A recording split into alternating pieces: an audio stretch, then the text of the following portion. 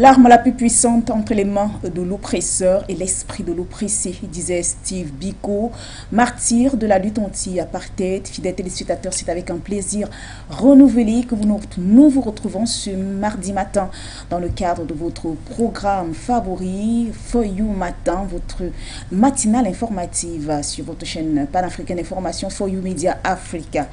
Alors nos rubriques restent les mêmes. Cette balade matinale nous conduira, comme il est de coutume, dans l'univers de la presse écrite et en ligne, conduite par nos confrères. Nous ferons également un tour vers la fin de ce programme dans le monde de la culture. Mais avant cela, nous avons notre page d'information et les moments d'échange sont les moments les plus attendus de ce programme, avec bien sûr une thématique qui cadre avec l'actualité du continent. Avant donc de vous présenter cette thématique, permettez-moi de rappeler ceux qui aujourd'hui partageront de leur expertise avec nous sur ce plateau. Il s'agit de Didier Ndengue, journaliste, mais également du docteur Amel Songo, politologue, qui est déjà d'ailleurs des nôtres sur ce plateau. Bonjour. Docteur Amel. Bonjour Michel, bonjour téléspectateurs, ravi d'être là encore ce matin pour l'analyse des thématiques panafricaines. Alors, comme on le disait tantôt, donc, cette matinale est purement informative, ce qui veut dire que notre priorité majeure, notre objectif est de vous informer et de vous édifier, fidèles téléspectateurs. Alors, avant de revenir sur ce plateau pour la revue de presse, nous proposons d'abord, avec le concours de la réalisation, cette tranche d'information qui est une œuvre de la rédaction de For You Media Africa.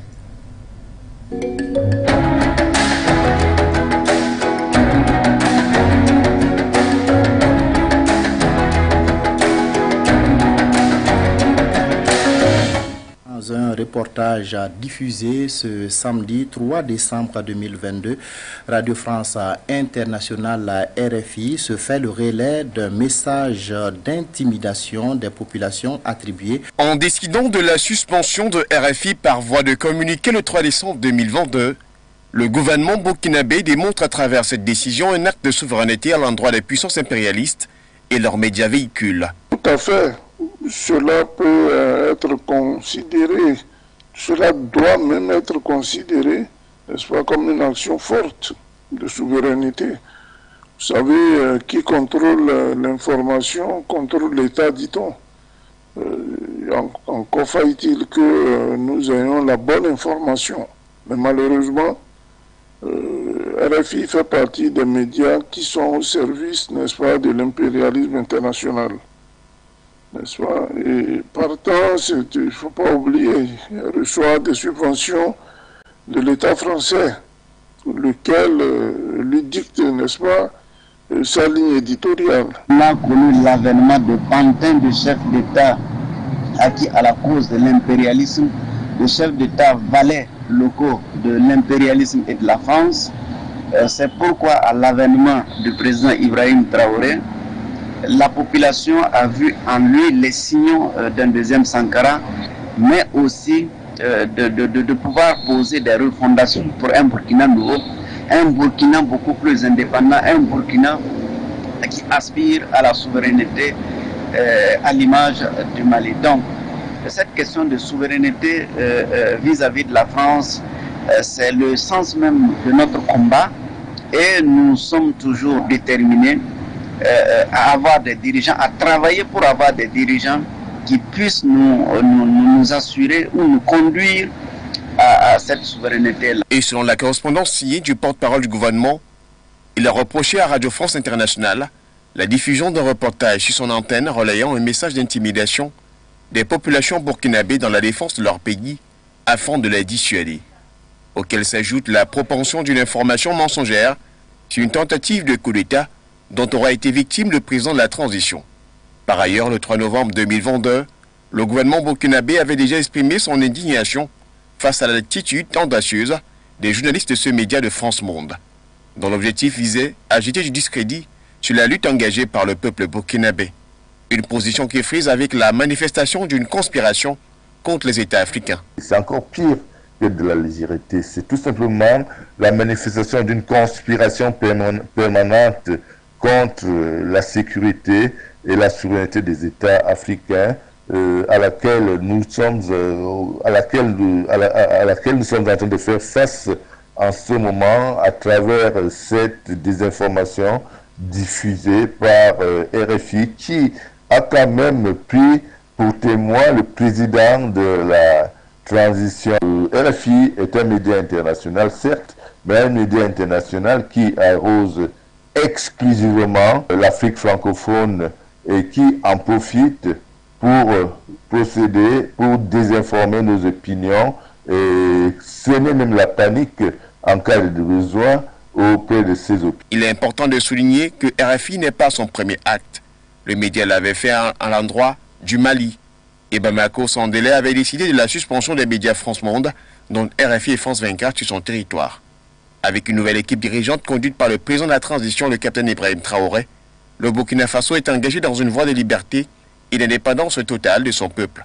Un combat que les Burkinabés entendent mener par le biais du respect de leur souveraineté. Ça ne sert à rien de regarder le Rwandais comme un ennemi, non. C'est le régime rwandais avec Paul Kagame à sa tête qui est l'ennemi de la République démocratique du Congo. Tels sont les propos du président de la République démocratique du Congo, Félix-Antoine Tshisekedi, lors d'une rencontre avec une délégation de jeunes Congolais au sujet du conflit entre le Rwanda et la République démocratique du Congo. Après plusieurs tentatives de processus de paix entreprises par les organisations sous-régionales, les tensions ne faiblissent pas entre la République démocratique du Congo et le Rwanda. Félix-Antoine Tshisekedi accuse son homologue Paul Kagame d'initiateur de guerre. Nous nous étions entendus comme ça. Malheureusement, ce n'est pas arrivé. On a dû encore prolonger. Mais c'est à cause justement des dirigeants tels que Paul Kagame. Et il s'enorgueillit d'être un faiseur de guerre, un spécialiste dans la guerre. Il en est fier. Moi, à sa place, je me cacherais. J'aurais honte d'assumer le fait qu'on sème la mort et la désolation. C'est honteux. Ont exacerbé les tensions avec le Rwanda voisin que la République démocratique du Congo accuse d'encourager la milice Kigali demande toute implication. Ils ont répondu favorablement et en masse à l'appel lancé par l'épiscopat congolais, une marée humaine qui a tenu à dénoncer la guerre dans l'est de la République démocratique du Congo menée par la rébellion du M23 et soutenue selon Kinshasa par le Rwanda. Dans un Sud Kivu embrasé au rythme d'une volonté divine, les manifestants partis de la cathédrale Notre-Dame de la Paix pour le monument des martyrs ont montré leur détermination à faire face à l'agression étrangère au Nord Kivu. La défense de notre patrie ne doit pas être laissée aux seuls gouvernants. En ce moment crucial, faites taire les divergences politiques et réunissez les efforts pour être plus forts face à l'ennemi. L'essentiel aujourd'hui, c'est d'être unis pour la défense de notre pays. L'unité et l'intégrité territoriale de notre pays soient sauvegardées. Nous disons merci à l'archevêque de Bukavu et toute la population pour la mobilisation de ces jours pour interpeller la communauté internationale d'éviter la complicité. Dans la ville de Kinshasa également, ils sont sortis nombreux dans les rues de la ville. Hommes, femmes, enfants et vieux ont tous répondu à l'appel de la Senko pour dénoncer la guerre dans l'est de la République démocratique du Congo, dire non à la balkanisation du pays, dénoncer l'hypocrisie de la communauté internationale face à la crise sécuritaire et soutenir les fardes engagés au front. En tenant des chants et des prières, ils sont partis de toutes les paroisses de la capitale, marchant à travers les artères de la ville avant de chuter dans différents endroits retenus par les organisateurs des dites manifestations. Période difficile pour l'ANC, le parti au pouvoir en Afrique du Sud, qui doit décider de la destitution au nom de l'actuel président sud-africain Cyril Ramaphosa, empêtré dans un scandale de corruption.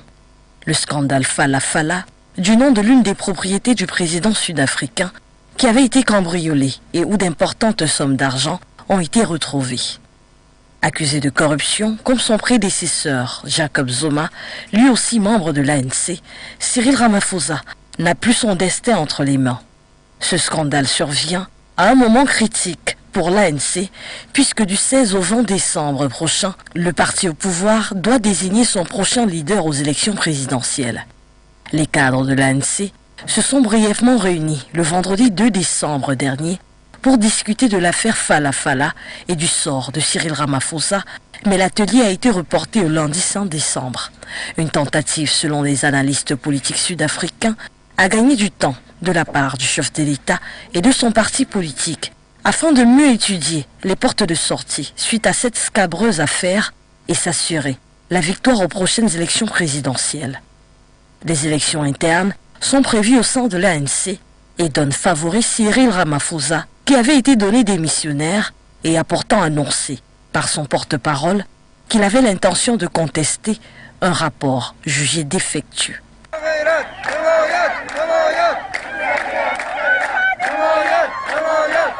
Depuis la mort, le 16 septembre dernier de Mahsa Amini, jeune Iranien âgé de 22 ans arrêté par la police des mœurs pour avoir enfreint le code vestimentaire du pays, l'Iran est confronté à des manifestations quotidiennes. Plus de 300 morts dans les rues de Téhéran.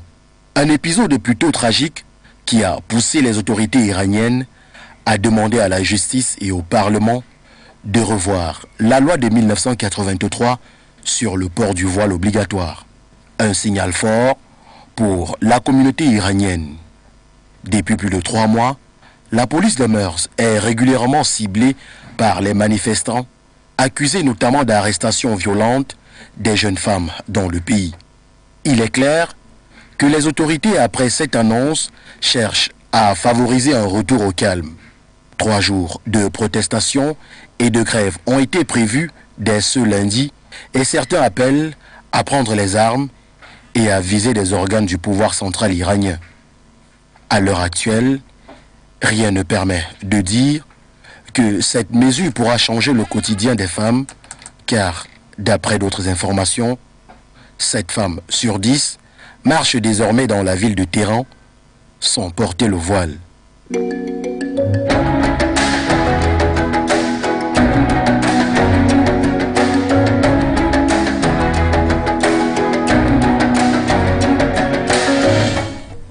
Merci à la rédaction de Foyou Média Africa pour cette tranche d'informations. Fidèles téléspectateurs, si vous venez de nous rejoindre, sachez que vous suivez votre matinale informative. Alors, pour ce qui est du rappel de la thématique, ce matin, on va s'intéresser à cette initiative prise par les chefs d'État et de gouvernement de la communauté économique des États d'Afrique de l'Ouest en Abrégé CEDEAO, qui se sont réunis le week-end dernier du côté du Nigeria. Ils ont décidé de la création d'une force spéciale pour lutter contre le terrorisme dans la région, mais aussi les coups d'État qui sont devenus, on le rappelle, monnaie courante du côté de l'Afrique de l'Ouest. Alors, cette solution peut-elle être efficace s'il faille regarder de près le contexte dans lequel la lutte anti-terroriste a pris de l'ampleur dans la région du Sahel et même en Afrique de l'Ouest en général. Telle est donc la thématique qui nous intéresse ce matin et les analyses et commentaires se feront avec l'expertise de Didier Ndengue et du docteur Ahmed Sango. Nous aurons également le privilège d'avoir ce matin par téléphone Wilfried Bakon, journaliste burkinabé qui interviendra depuis Ouagadougou. Avant donc d'ouvrir les hostilités sur ce plateau, s'il faille le dire ainsi, bien sûr, permettez-nous d'accueillir Ngueni qui est déjà là pour une autre tranche d'informations, celle véhiculée par nos confrères de la presse écrite et en ligne. On le reçoit juste après ceci. Bonjour à vous Zili, bonjour à vos différents invités. On n'oublie bien sûr pas nos téléspectateurs qui sont toujours aussi nombreux chaque matin, fidèles habitués d'ailleurs de ce programme de For You Matin. La revue de presse de ce matin, nous la démarrons du côté du Maghreb avec cette une du site d'information tel quel qui titre en sport ce matin les propos repris donc ceux de Walid Regragui, le sélectionneur du Maroc. Je cite, « J'espère que l'Espagne ne saura pas quoi faire du ballon ». Fin de citation. C'est d'ailleurs en prélude à cette affiche des 8e de finale qui opposera cet après-midi les Lions de l'Atlas du Maroc à l'Espagne. Pour le sélectionneur Walid Regragui, cela sera certainement un match difficile contre l'une des meilleures équipes du monde sur le plan footballistique avec beaucoup d'ambition. L'un des favoris d'ailleurs pour le titre final finale. Il faut donc clairement le dire, son équipe est prête, bien préparée, surtout avec un jour de récupération en plus. Il espère donc créer la sensation, la surprise en battant l'Espagne, champion du monde en 2010. Coup d'envoi de ce 8e de finale. Espagne-Maroc, 15h, temps universel. Toujours du côté du Maroc ce matin avec nos confrères du site d'information Média 24. Le Maroc décide d'apporter sa contribution au Fonds africain de développement. Cette décision vient réitérer la volonté et l'engagement du Royaume en faveur des pays africains, conformément bien sûr à la vision éclairée du roi pour une Afrique solidaire et prospère. Du côté de l'Algérie ce matin, nos confrères du site d'information Algérie 360 nous parlent de l'emploi d'Afrique. L'entrepreneuriat est la solution selon le président Abdelmajid Tebboune. Le président Abdelmajid Tebboune a donc souligné hier lundi 100 décembre 2022 la nécessité d'aller vers un entrepreneuriat basé sur la créativité pour répondre aux problèmes de l'emploi sur le continent africain. On reste en Algérie pour parler de cette coopération Algérie-Jordanie. Tebboune et le roi Abdallah II signent 5 nouveaux accords. Le président de la République, Abdelmajid Tebboune, et le roi du royaume hachémite de Jordanie, Abdallah bin Al-Hussein, ont procédé à la signature d'un certain nombre d'accords et de mémorandums d'accord entre bien sûr les deux pays. C'était bien sûr le dimanche 4 décembre 2022. Les deux parties ont procédé à la signature de ces 5 accords comprenant un projet de protocole d'accord sur les consultations politiques bilatérales et un projet d'accord sur l'exemption mutuelle de visa pour les titulaires de passeports diplomatiques. On quitte le Maghreb pour l'Afrique de l'Ouest. Nous sommes en Côte d'Ivoire. Nos confrères du site d'information Abidjan.net ce matin nous parle d'économie UEMOA. Le taux de croissance du produit intérieur brut est estimé à 5,7% selon d'ailleurs le président du Conseil des ministres. La 23e session ordinaire de la conférence des chefs d'État et de gouvernement de l'Union économique et monétaire ouest-africaine s'est donc tenue hier à Abidjan sous la présidence du chef de l'État ivoirien Alassane Ouattara. À l'issue de cette rencontre, le président du Conseil des ministres de l'UEMOA, le Togolais Sadi Yaya, qui a présenté la situation économique de l'UEMOA en 2022 après le huis clos des chefs de l'État, a indiqué que le taux de croissance du produit intérieur de l'Union est estimé à 5,7% en 2022 après les 6,1% enregistrés en 2021. On reste en Côte d'Ivoire avec nos confrères du site d'information Abidjan.net. Cette fois, on parle de sport. Le Qatar confirme sa présence à la CAN à Abidjan. Le conseiller de l'émir du Qatar en charge de la défense, Ahmad bin Al-Tia, a donné son accord lors d'une audience accordée en fin de semaine dernière au président d'ailleurs du comité d'organisation de la Coupe d'Afrique des Nations, François Albert Abichia. Ce dernier, d'ailleurs on parle du Qatar, sera bel et bien présent en Côte d'Ivoire en janvier 2024 à l'occasion de la phase finale de cette 34e édition de la Coupe d'Afrique de football. Du côté de la Guinée-Conakry, ce matin, on parle du procès du 28 septembre. Aussitôt comparu, Dadis Camara se plaint d'une maladie. L'audience a été reportée, selon bien sûr le site d'information Guinée News ce matin.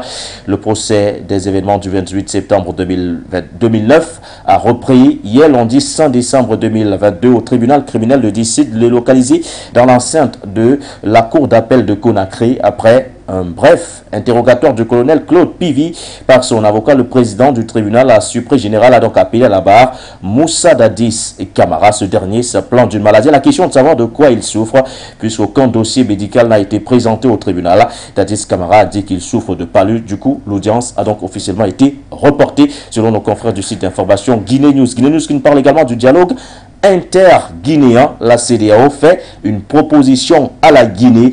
Le sommet des chefs de l'État de la communauté économique des États de l'Afrique de l'Ouest, tenu le dimanche 4 décembre 2022 à Abuja, au Nigeria, a fait des propositions. Sur le cas de la Guinée, la conférence des chefs de l'État a demandé un dialogue inclusif et que si toutefois ce dialogue ne pourra pas se tenir à Conakry, la CEDEAO proposera donc un cadre une capitale de la sous-région pour abriter la la rencontre. On quitte la Guinée pour le Mali ce matin. Le confrère du site d'information MaliWeb nous parle de l'état de concurrence au Mali. Le rapport 2021 validé par les partenaires du commerce selon le ministre Mahmoud Ould Mohamed. L'élaboration du rapport sur l'état de la concurrence entre dans le cadre du suivi de l'application des règles de la concurrence au sein de l'espace UEMOA.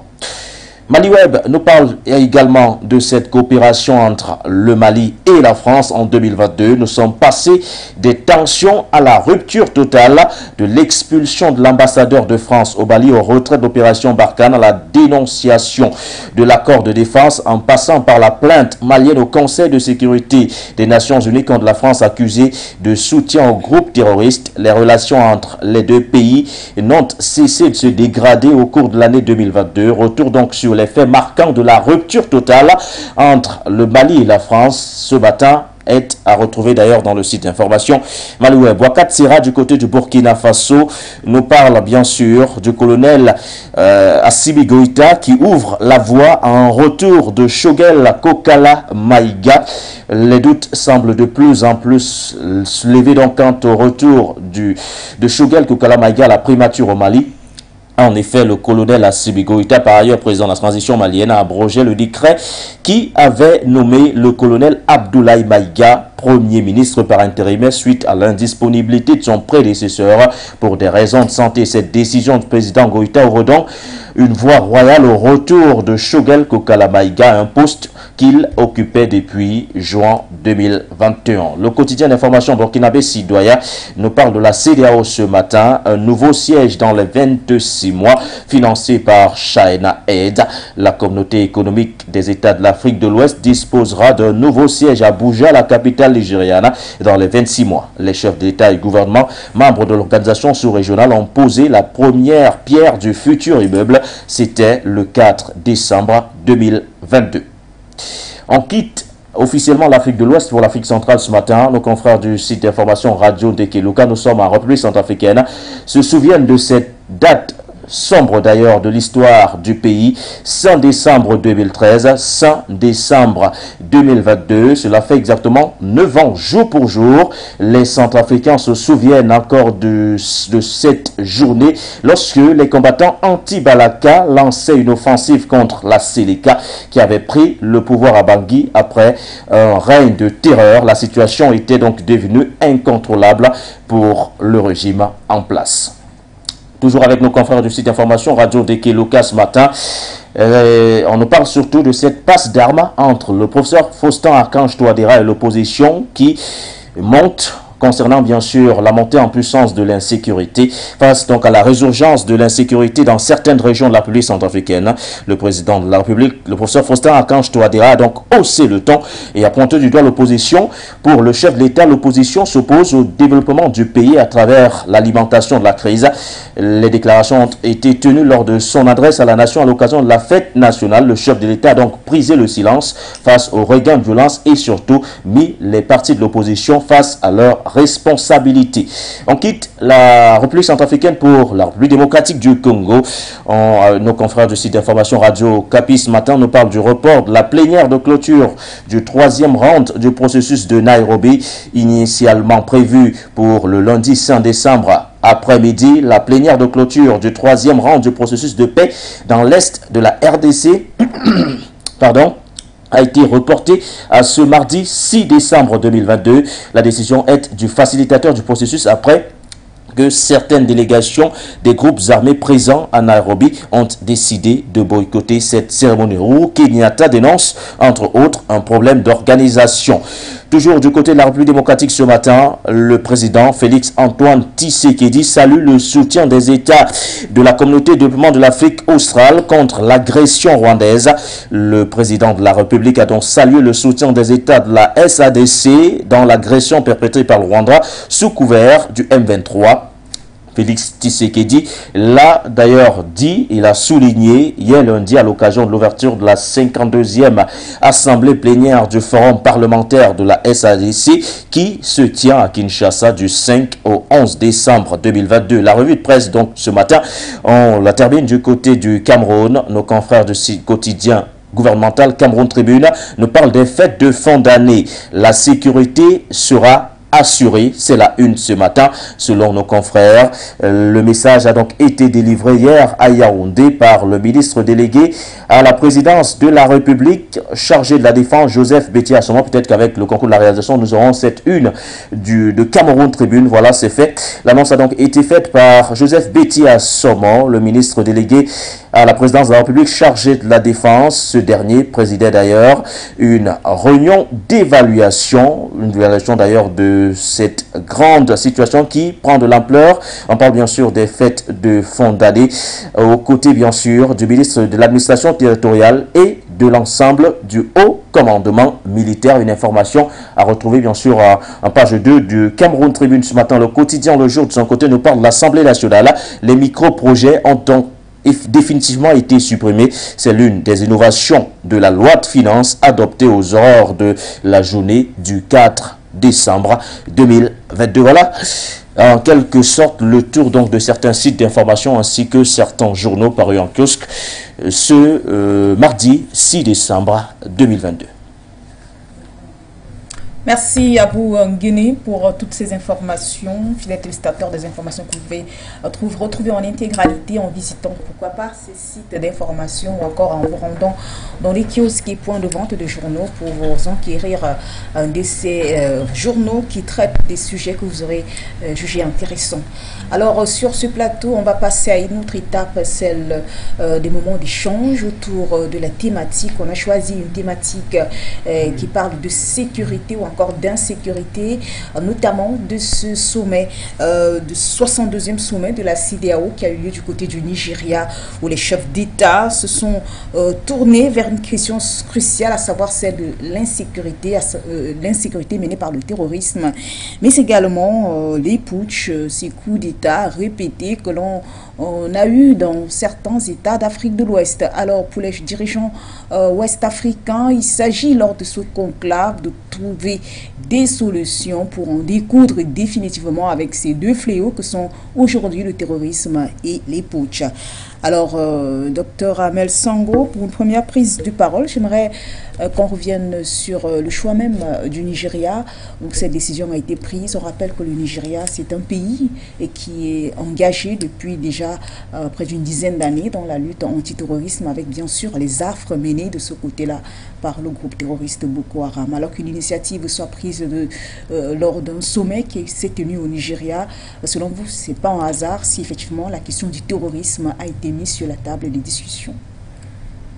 Oui, je pense que le choix du pays comme le Nigeria, bon, ça peut être un choix fait à dessein, mais moi je pense que là nous sommes dans une communauté où les sommets se tiennent, n'est-ce pas, de manière rotative entre les États membres. Si ce sommet-ci a coïncidé au Nigeria, bon, avec sur la table la question du terrorisme. Disons que c'est peut-être un hasard ou alors quelque chose fait à dessein. Mais moi, je pense que le plus important, c'est les résolutions qui ont été prises lors de ce sommet-là. On a vu que ce sommet-là a accouché de plusieurs résolutions et de fondamentalement 2 résolutions où nous avons assisté aux injonctions données au Mali pour libérer les 49 soldats, mais aussi et surtout à la mise sur pied d'un organisme de lutte d'un organisme régional de lutte contre le terrorisme et de la restauration de l'ordre constitutionnel dans des pays où serviraient des coups d'État. Donc moi je pense que pour faire une analyse sur cette problématique-là, il est important de convoquer d'abord le contexte même et le fonctionnement de cette organisation d'intégration sous-régionale qu'est la CEDEAO.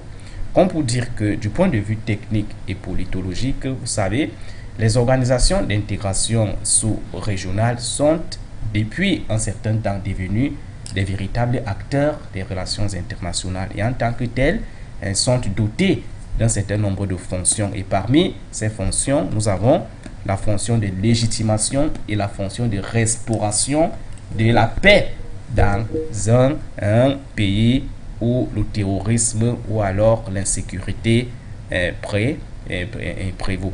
Donc, aujourd'hui, la CEDEAO est dans cette fonction-là, mais lorsqu'on voit comment cette CEDEAO-là, du point de vue fonctionnel, du point de vue organisationnel, est structurée, on se pose bel et bien la question si les effets, les résolutions, les actions opérées par cette organisation d'intégration sous-régionale pourront être, n'est-ce pas, efficaces sur le terrain. Parce que, disons-le avec vérité, la CEDEAO n'est pas aujourd'hui à sa première année de naissance. La CEDEAO, ça fait des années. Et lorsqu'on voit comment cette CEDEAO se déploie dans la sous-région, pas seulement la CEDEAO, peut-être la CEDEAO fait l'objet de notre analyse ce matin, mais c'est également la maladie de toutes nos organisations d'intégration sous-régionale. Ces organisations d'intégration sous-régionale ont été, n'est-ce pas, ici mises sur pied sous un mimétisme institutionnel. C'est-à-dire tout a été calqué et impulsé par la dynamique extérieure. Et à partir de ce moment, ces organisations ne peuvent pas être efficaces sur le terrain. Voilà, mais donc moi je dis... vous soulignez là un volet très important, à savoir l'implication des voies extérieures dans la mise sur pied des organisations sous-régionales qui se sont données pour vocation de lutter contre l'insécurité ou encore le terrorisme en Afrique. J'aimerais effectivement qu'on revienne sur cet aspect très important. Les chefs d'État et de gouvernement de la CEDEAO veulent une force, si je peux dire, régionale. Il s'agit là de créer une force régionale et de ne pas forcément s'appuyer sur des partenaires étrangers. Oui, vous savez que ça a toujours été comme ça. Ce n'est pas une première en Afrique. Vous le savez. Et vous savez que c'est dans ce genre de circonstances que le G5 Sahel est né. Le G5 Sahel est né par la volonté des pays du Sahel de mettre sur pied une force de lutte contre le terrorisme. Mais derrière, on avait vu que c'était une puissance étrangère qui était derrière, et du moins dans son modèle de fonctionnement. Est-ce que ce n'est pas à cause de ce problème de financement auquel cette organisation a toujours été confrontée? On sait qu'à plusieurs reprises, les chefs d'État, les 5 présidents de ces pays membres du G5 Sahel avaient évoqué ce problème de manque de financement qui les empêchait, qui empêchait à la force qui avait été mise sur pied de lutter efficacement sur le terrain contre les groupes armés. Ça fait partie des pesanteurs de nos organisations d'intégration sous-régionale. La question de la finance. Le problème de financement. Le traditionnel et sempiternel problème de financement. Vous savez, si nos organisations d'intégration sous-régionale ne sont pas compétitives, ne sont pas compétentes, efficaces et efficientes aujourd'hui, c'est parce qu'en réalité, il existe des pesanteurs. Et le problème le plus important, c'est le problème de financement. À partir du moment où vous ne vous autofinancez pas, à partir du moment où vous ne pouvez pas penser une stratégie de financement de votre organisation, c'est un problème.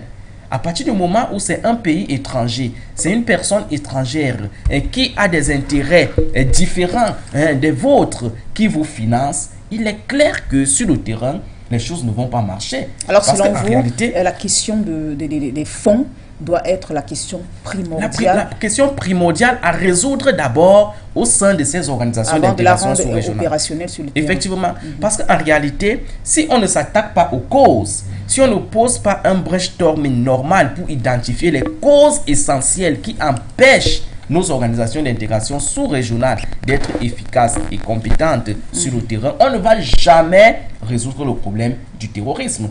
On va toujours procéder à ces mêmes causes qui vont toujours conduire aux mêmes effets. Et comme le disait toujours Einstein, il est souvent imbécile de poser toujours les mêmes causes et de s'attendre aux effets différents.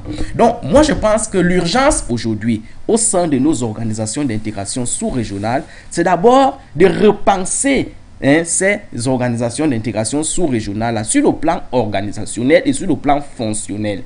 Il faudrait que ces organisations d'intégration sous-régionale soient totalement souveraines, soient totalement autonomes, pour que les résolutions que celles-ci prendront puissent être efficaces sur le terrain. Donc aujourd'hui, avec l'annonce de la mise sur pied d'une force de lutte contre le terrorisme régional, c'est une très bonne intention, mais qui sera très vite plombée, d'accord, sur le terrain par des pesanteurs et des limites de cette organisation d'intégration sous-régionale. Donc moi je pense que aujourd'hui, il est important de s'attaquer d'abord à ces pesanteurs-là. Il n'y a pas que le problème de financement. Le problème de financement, c'est un problème parmi tant d'autres. À côté du problème du financement de ces organisations d'intégration sous-régionales, nous avons également un problème de duplicité et de rapacité de ces pays-là. Un problème de frustration identitaire. Je vais procéder par analyse comparative pour vous prendre le cas du G5 Sahel. Pour vous dire que parmi les pesanteurs qu'on retrouvait dans ce pays-là, on avait un problème de frustration identitaire, un problème de dissymétrie au niveau d'engagement. Avant la mort du président maréchal Idriss Déby, ce dernier se plaignait du fait que le Tchad était le seul pays qui donnait beaucoup dans cette organisation, dans cette organisation du G5 Sahel. C'est le Tchad qui était beaucoup plus présent sur le terrain. C'est le Tchad qui envoyait les soldats sur le terrain. Et on ne voyait pas comment les autres pays se manifestaient au même titre que le Tchad. Donc, ce sont des éléments qui participent généralement à fragiliser et à limiter l'efficacité et l'efficience des organisations d'intégration sous-régionales. Certains États, selon vous, effectivement. La toute-puissance de d'autres qui se croient capables de prendre des décisions. Voilà. Effectivement. Et autre pesanteur également qu'il faut prendre en considération, c'est ce que j'appelle souvent dans mes travaux l'embouteillage sécuritaire. Vous allez vous rendre compte que dans cette sous-région du G5 Sahel ou alors dans cette sous-région de l'Afrique de l'Ouest aujourd'hui où prolifère le terrorisme, nous n'avons pas seulement une seule organisation de lutte contre le terrorisme. Nous avons plusieurs institutions de lutte contre le terrorisme dans cette sous-région.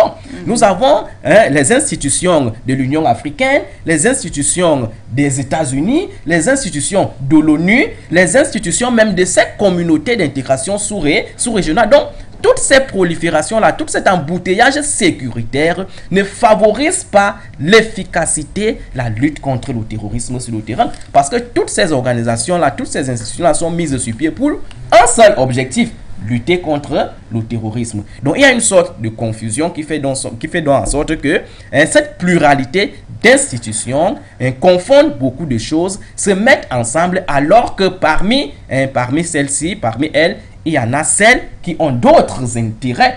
Parce qu'il faut le comprendre, la lutte contre le terrorisme, les politiques de sécurité sont souvent des politiques très complexes. Parce que si le terrorisme est un fléau qu'un pays ne peut pas endiguer personnellement, individuellement, il faut prendre en compte que le fait de se mettre en coalition, de se mettre en collaboration, développe également les velléités d'hypocrisie et de duplicité, parce que les États n'ont pas les mêmes intérêts.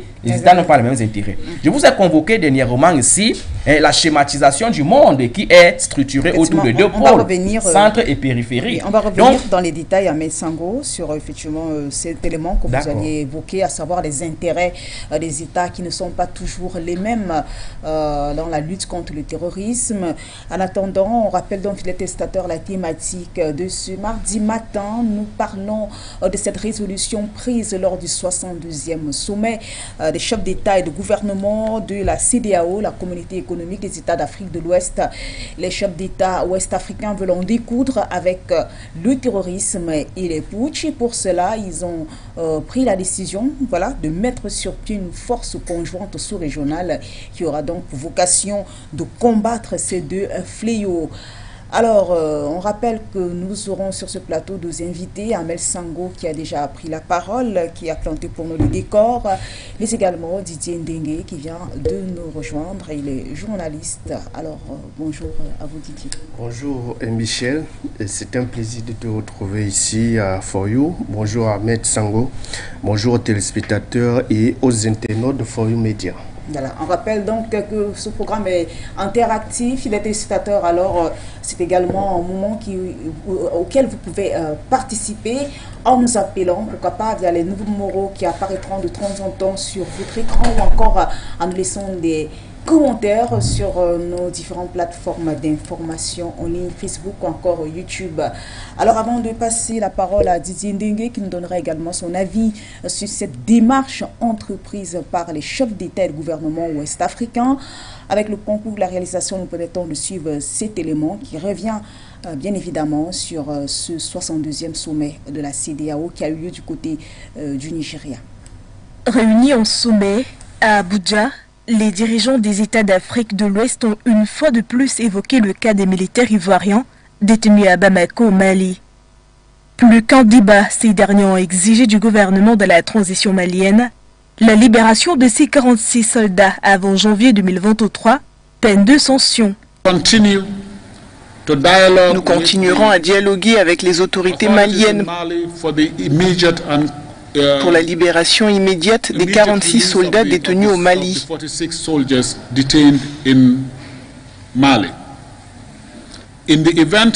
Dans le cas où les soldats ne seraient pas libérés rapidement, les dirigeants se réservent le droit de prendre certaines mesures.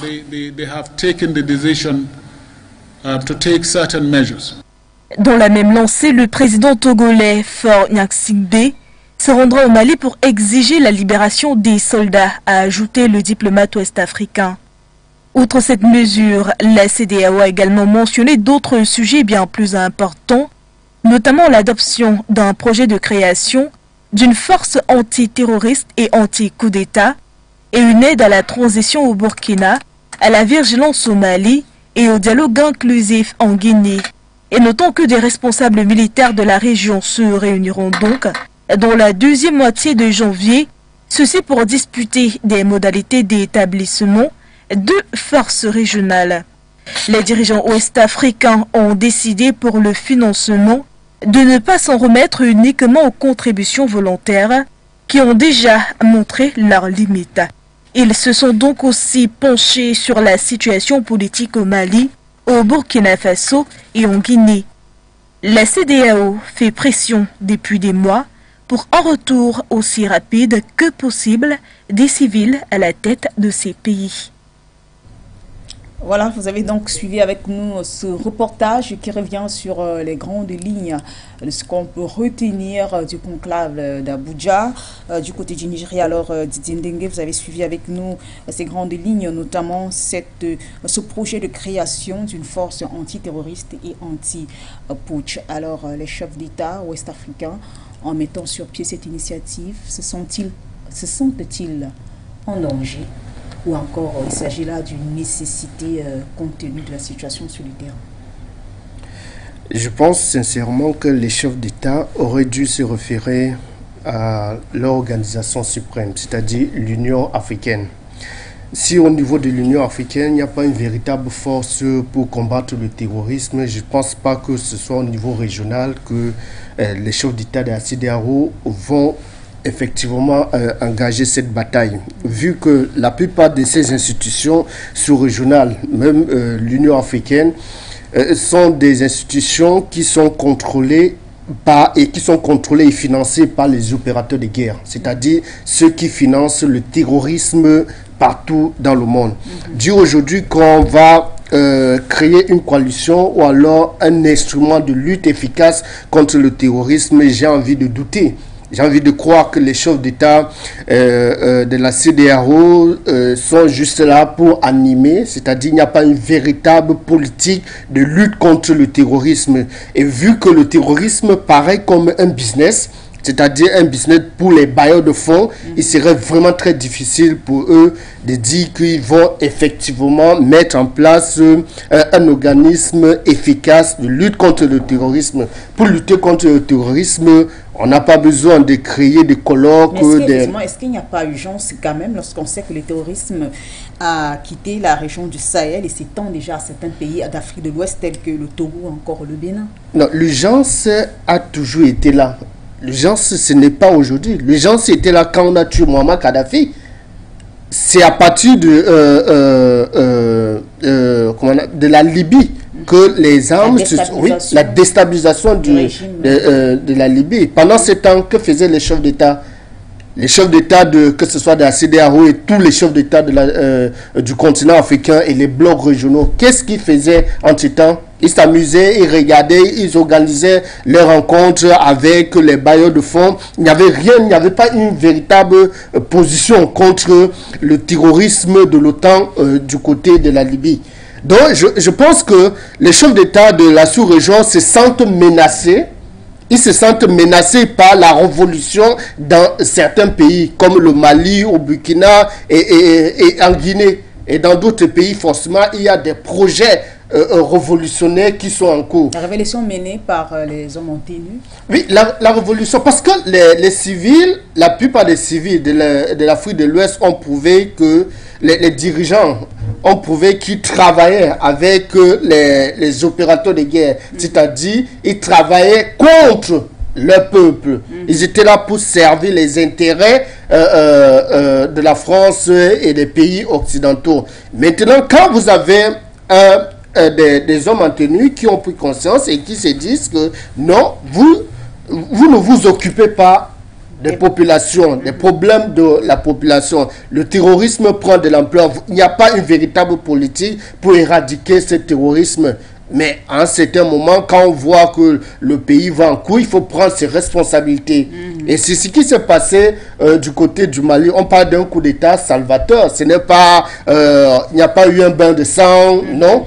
Et là, on voit comment le président Assimi Goïta et ses hommes, on voit où ils sont en train d'amener le Mali. Et ça fait très mal à ceux-là qui pensaient que le Mali était, le Mali et tous les autres pays de du Sahel étaient, comment on dit ça, les chasses gardées. Pour revenir, pour prendre l'expression, pour emprunter l'expression du président de la République, Paul Biya. Donc, je pense qu'à un certain moment, il faudrait que les dirigeants africains travaillent pour les populations, qui s'occupent des problèmes de leur population et qui combattent effectivement le terrorisme. Combattre le terrorisme, c'est par exemple assécher les financements. C'est possible de le faire. Les terroristes ne peuvent pas se mouvoir, ils ne peuvent pas se déployer, ils ne peuvent pas s'armer s'ils ont les financements extérieurs. Et ces chefs d'État qui sont en train de créer un instrument, c'est bon, c'est bien beau de penser à cet instrument, mais il faudrait que ce soit un instrument indépendant qui n'est pas manipulé par l'extérieur, par les bailleurs de fonds. Parce qu'ils créent ces instruments, forcément les financements viendront de l'extérieur. Et on sait tous que celui qui finance, c'est celui qui commande. Donc, c'est une belle initiative, mais il faudrait que ce soit vraiment une initiative qui vise à combattre effectivement le terrorisme et non à combattre ceux-là qui veulent restaurer la souveraineté de leurs États. Alors, Ahmed Sango, vous avez suivi cette première prise de parole de Didier Ndengue qui nous a rejoint sur ce plateau. Il est d'accord avec vous que voilà, mettre sur pied cette forte conjointe est en elle-même une bonne idée, mais il faudra qu'elle soit financièrement indépendante de manière à ce qu'il n'y ait pas des ingérences et après des conflits d'intérêts qui ne permettraient pas à cette force d'être efficace sur le terrain dans la lutte antiterroriste. Mais Didier Ndengue a également souligné un élément très important, à savoir cette montée en puissance des militaires qui ont décidé de prendre les choses en main dans la lutte antiterroriste, à l'exemple du Burkina Faso, du Mali, qui sont des transitions aujourd'hui gérées par des militaires. Alors, est-ce qu'effectivement, derrière cette idée de créer une force anti-putsch, car cette force, on le rappelle, sera également anti-putsch, anti-coup d'État, est-ce que derrière cette idée de créer cette force anti-coup d'État, il n'y a pas aussi la peur de la part de ces chefs d'État issus des gouvernements civils, voilà, de se faire, si je peux employer le terme, damer le pion par des hommes en tenue? En réalité, il faut le dire, hein, le coup d'État dans un contexte marqué par la républicanité et la démocratie, c'est une exception. D'accord, le coup d'État n'est pas le modèle sollicité, officiel, institutionnel, légitime d'accession au pouvoir. Lorsque le coup d'État survient, c'est souvent un cas exceptionnel, que ce soit dans des études politologiques ou que ce soit sur le plan politique, de la réelle politique sur le terrain. Mais il faut également relever le fait que il arrive souvent des cas où certains pays ou certaines zones, certaines communautés sous-régionales, n'est-ce pas ici, vivent des situations où parfois c'est le militaire qui peut, n'est-ce pas ici, décanter la situation. Parce qu'il faut le dire, si le militaire est militaire, il est aussi avant tout un citoyen d'un État. C'est vrai que sa place est, n'est-ce pas, dans les casernes, mais je pense que lorsque un pays vit une situation de sécurité aussi atroce, comme on a vu du côté du Mali, comme on a vu du côté du Burkina, je pense qu'il n'y a pas mieux aguerri qu'un militaire pour résoudre ces problèmes de sécurité. Parce qu'il s'agit de combattre avec les armes ces ennemis de l'État qui ont pris des armes pour déstabiliser l'État. Donc il peut arriver à un certain moment donné que les militaires prennent, n'est-ce pas, leurs responsabilités là où les civils ont échoué. Parce qu'il faut le reconnaître que ce n'est pas seulement parce qu'on est civil qu'on a d'office la compétence de gouverner. Il faut qu'on sorte de ce chemin-là pour dire que mais l'une des résolutions effectivement des chefs d'État de la CEDEAO est que dans ces 3 pays où il y a eu les coups où il y a eu récemment des coups d'État, à savoir la Guinée, le Burkina Faso et le Mali, l'un des souhaits des chefs d'État de la CEDEAO est que le pouvoir revienne aux civils. C'est parce que cette CEDEAO-là, ces organisations d'intégration sous-régionales-là, ne veulent pas poser sur la table les vraies causes de lutte contre le terrorisme. C'est pour cela que moi je dis souvent que ce qu'ils ont fait là à Abuja dernièrement relève de l'agitation de surface. Une certaine hypocrisie. Oui, relève de l'agitation de surface. La CEDEAO, n'est-ce pas, contourne les vrais problèmes. Je m'en vais vous convoquer quelques facteurs, quelques indicateurs, quelques variables pour vous montrer pourquoi le terrorisme ne peut pas être vaincu en état actuel des politiques sécuritaires en Afrique et au sein de la CEDEAO. Il existe des pesanteurs. La première chose, c'est quoi? C'est que les gens confondent, d'accord, concrètement sur le terrain, la lutte contre le terrorisme et l'insécurité. Le terrorisme et l'insécurité ne sont pas des créations ex nihilo, ce sont des constructions. D'accord? Ce sont des constructions savamment entretenues par certains pays qui créent des terroristes pour utiliser comme instrument, d'accord, afin de sauvegarder leurs intérêts. Donc à partir de ce moment-là, il est important de comprendre que la lutte contre le terrorisme ne devrait pas seulement être un réductionnisme militaire. Parce qu'il y a plusieurs causes qui conduisent au terrorisme. Il n'y a pas que l'aspect militaire. Nous avons par exemple les chefs d'État africains qui n'arrivent pas à mettre sur pied des politiques de prise en charge de leur population. Nous avons la prolifération de la pauvreté, le chômage. Les étudiants, les enfants font l'école, nantis des diplômes, n'arrivent pas à trouver de l'emploi. Donc les responsabilités sont partagées. Et il est donc important que lorsqu'on parle de la lutte contre le terrorisme, qu'on ne se focalise pas seulement sur l'aspect militaire. Donc l'une des limites aujourd'hui, c'est parce que les États et les organisations d'intégration sous-régionales ont fait de la lutte contre le terrorisme une spécificité militaire. Nous avons l'insécurité alimentaire, nous avons l'insécurité environnementale, nous avons l'insécurité sociale. Donc tout ça devrait être analysé au même moment pour lutter contre le terrorisme. Mais pour ce qui est de l'insécurité, Amel Sango, vous avez dit tantôt que dans des contextes particuliers comme celui du Mali ou du Burkina Faso, où il y avait une montée en puissance du terrorisme et une inefficacité avérée des gouvernements civils instaurés dans ces pays à endiguer le phénomène, il était urgent.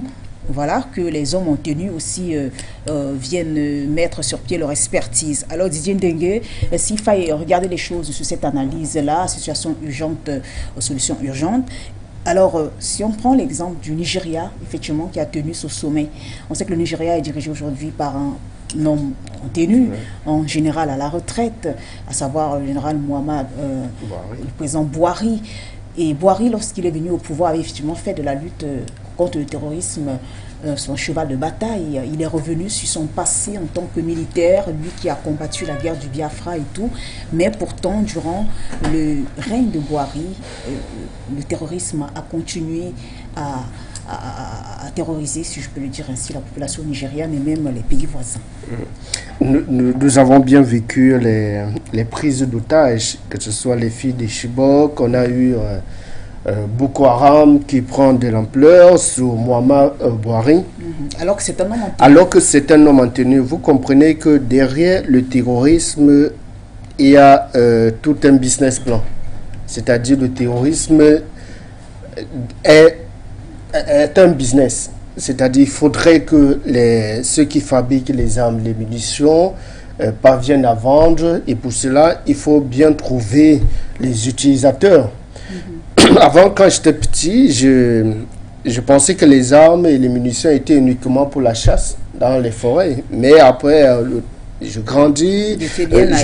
J'étais bien naïf. Je me suis rendu compte que les armes ont été créées pour tuer les hommes. Donc si vous n'avez pas des foyers de détention, si ceux qui fabriquent, les grands pays, on sait que les pays africains n'en fabriquent pas. Alors ce business se meurt s'il n'y a pas de foyers de détention. S'il n'y a pas les foyers de détention, forcément, les armes ne vont pas circuler, ne vont pas se vendre. Donc il faut bien trouver les gens à tuer. Il faut trouver ceux qui vont utiliser ces armes. Il faut bien monter les populations, parfois contre les populations, les communautés, parfois contre les communautés. Donc, les chefs d'État africains savent mieux que nous ici en plateau qui sont derrière ce terrorisme. Ils, peut-être pendant les différentes rencontres, et ils font juste, je dirais, semblant. Avec le docteur Sango qui survole le problème. Non, ils ne vont pas en profondeur. C'est-à-dire, ils connaissent ceux qui alimentent les terroristes, ils connaissent ceux qui financent un chef d'État. C'est quelqu'un de très informé. Donc, il a toutes les informations, il a mis les informations que nous n'avons pas. Nous essayons juste de commenter, de critiquer, mais que ce soit Mamadou Bouhari, le président, les autres présidents, Alassane Ouattara, Faure Gnassingbé et tous les autres présidents ouest-africains connaissent les opérateurs de guerre. Et ils savent que ceux qui veulent réellement combattre ces opérateurs de guerre sont ceux-là qui sont au pouvoir et qui réclament avec leur population leur souveraineté, la restauration de leur souveraineté. Et là, ça représente un danger pour le business. Parce qu'il faut bien entretenir ces terroristes pour préserver ses intérêts. Et on sait que les intérêts des pays occidentaux, c'est dans ces pays-là. Alors selon vous, comment dire, le début de solution devrait commencer par là, c'est-à-dire attaquer... Il faut attaquer le problème en profondeur. Il ne faut pas juste nettoyer la plaie, faire semblant de nettoyer la plaie alors qu'on ne veut pas que la plaie guérisse effectivement. Si nos chefs d'État étaient vraiment sérieux dans cette lutte, dans cette lancée-là, ils devaient automatiquement indexer les pays producteurs des armes, les pays qui financent. Ils devaient indexer, qui arment ces groupes terroristes. Ils devaient chaque fois se rappeler que c'est sous Nicolas Sarkozy et Barack Obama que le guide libyen a été assassiné. Ils devraient se prononcer de façon claire, comme l'a si fait le Premier ministre par intérim du Mali, le colonel Abdoulaye Maïga, à la tribune des Nations Unies. Donc il faudra à un moment donné que nos chefs d'État arrêtent un peu avec les langues de bois. Avec cette diplomatie, ils laissent croire qu'ils sont plus diplomates que les opérateurs de guerre. À un moment, ça devient un peu agaçant et vous comprenez la frustration des populations. Aujourd'hui, ils veulent créer une institution. Qui a donné l'ordre de créer cette institution? Forcément, l'ordre vient d'ailleurs. Ils ne prennent pas sur eux de dire qu'on va faire pression, il faut libérer les 46 hommes détenus du côté du mercenaires ivoiriens. Ivoiriens, alors que les dirigeants maliens ont expliqué la raison de leur ils ont expliqué les raisons. Les Nations Unies ont méconnu ces hommes. Mais après, on nous laisse croire que les Sabitou sont au Mali alors qu'ils se contredisent entre eux du côté des Nations Unies et les partenaires. Alors, Ahmed Sango, Didier Ndonga a effectivement parlé de cette crise qui oppose aujourd'hui le Mali et la Côte d'Ivoire. L'opportunité, effectivement, pour nous de nous intéresser à ce pays-là, le Mali, mais aussi au Burkina Faso et à la Guinée. Alors, les chefs d'État ouest-africains qui veulent lutter contre le terrorisme et les putschs, on sait qu'en ce moment, les dirigeants de ces trois pays, autant pour moi, sont suspendus de l'instance sous-régionale. Alors, une lutte antiterroriste menée par la CEDEAO peut-elle vraiment être efficace avec ces pays jusqu'ici suspendus, à savoir le Mali, le Burkina Faso et la Guinée, surtout le Mali et le Burkina Faso, qui sont vraiment des théâtres de terreur menés par les groupes, les bandes armées? vous savez, cela relève davantage de l'incohérence ou des incohérences de cette CEDEAO qui prend des décisions sans toutefois réfléchir, je vais peut-être parler ainsi, qui prend des décisions sans toutefois mesurer même l'ampleur, sans toutefois se rassurer si ces décisions-là pourront être efficaces sur le terrain. Vous savez, en matière de sécurité, il y a souvent ce qu'on appelle des principes de sécurité qui accompagnent, d'accord, la lutte contre l'insécurité. Mais parmi ces principes-là, nous avons par exemple le principe du consentement. Lorsque un État ou alors les États se mettent ensemble pour lutter contre le terrorisme, forcément, il y aura, n'est-ce pas ici, un élément juridique qui va les mettre ensemble qu'on appelle le traité. D'accord? Et que tous ces membres-là devraient respecter. Dans le cas actuel donc de la CEDEAO, il se trouve que le pays comme le Mali et le Burkina Faso ont été suspendus de la CEDEAO. Ça veut dire qu'ils ne sont plus en état actuel et juridiquement parlant membres de la CEDEAO. Ce qui met donc en péril l'implémentation et l'opérationnalisation de cet organe de lutte contre le terrorisme si elle viendrait, n'est-ce pas, à se mettre en place. Parce que le principe du consentement qui voudrait que pour qu'une institution de lutte contre le terrorisme se déploie dans un pays, il faudrait que ce pays-là donne son consentement. Alors, selon vous, cette lutte doit être faite avec la collaboration des gouvernements de ces deux pays, à savoir le Burkina Faso et le Mali. Ça ne peut pas se faire sans leur consentement parce que cette institution-là passera par où pour venir lutter contre le terrorisme dans leur pays. Ce n'est pas parce qu'on se met en communauté qu'on perd sa souveraineté. D'accord? Le fait de se mettre en communauté ne tue pas les souverainetés. Jusque-là, les frontières vont toujours exister. Et en tant que tel, chaque pays sera libre, d'accord, de signer ce traité comme de ne pas signer ce traité. Donc, si la CEDEAO continue, n'est-ce pas, avec cette approche, avec cette méthode-là, il est clair que cette résolution, cette institution de lutte contre le terrorisme sera peut-être pour d'autres pays et non pas pour le Mali et le Burkina Faso. Or, ces deux pays aujourd'hui qui sont victimes du terrorisme, ces deux pays aujourd'hui qui font face à la montée des djihadistes. Donc moi, j'aurais par exemple souhaité que la CEDEAO soit cohérente, d'accord, dans sa façon de prendre des résolutions. Vous savez que parmi ces résolutions, elle a également pris la résolution des injonctions de libérer les 49 soldats. Vous voyez que la CEDEAO a procédé de manière unilatérale, de manière partielle et parcellaire. En droit, il y a ce qu'on appelle... il faut le souligner, un spectre de sanctions au cas où le Mali ne viendrait pas... effectivement, à libérer ces mercenaires. En droit, il y a ce qu'on appelle le principe du contradictoire. Lorsque vous avez un problème qui oppose deux pays, parce que c'est d'abord un problème bilatéral entre le Mali et la Côte d'Ivoire, avant d'être un problème communautaire. Lorsque vous avez un problème qui oppose deux pays comme deux parties, il est important pour un juge, parce que là, la CEDEAO vient comme juge, il est important pour un juge d'entendre les deux parties. D'accord? Oui, donc en prenant des injonctions, la CEDEAO montre qu'elle n'a pas pris la peine de passer au crible des analyses les arguments du Mali. Parce que jusqu'ici, le Mali a peut-être elle les a pris en compte, mais elle les a tout simplement trouvé non recevables. Le Mali aujourd'hui n'est pas opposé à la libération de ces 49 soldats. Le Mali voudrait tout simplement que la responsabilité soit établie, que la vérité soit dite. C'est ce que le Mali veut. Et alors, la CEDEAO ne veut pas procéder de cette manière-là. Donc moi, je pense que cette mauvaise manière de procéder, cette mauvaise méthode-là qui foule au pied les règles élémentaires du droit ne participe pas à l'efficacité de cette CEDEAO. C'est pourquoi, que ce soit les injonctions données au Mali, que ce soit cette force de lutte contre le terrorisme qui est encore en grossesse et qui risque de naître dans les jours à venir, n'auront aucun effet sur le terrain parce que des choses préalables n'ont pas été faites. Il y avait des choses urgentes qui devraient être faites en amont avant de penser à ce genre d'action. Alors, Diendenge, cette force qui doit donc voir le jour dans un avenir proche, selon l'agenda des chefs d'État de la CEDEAO, doit aussi lutter contre les coups d'État.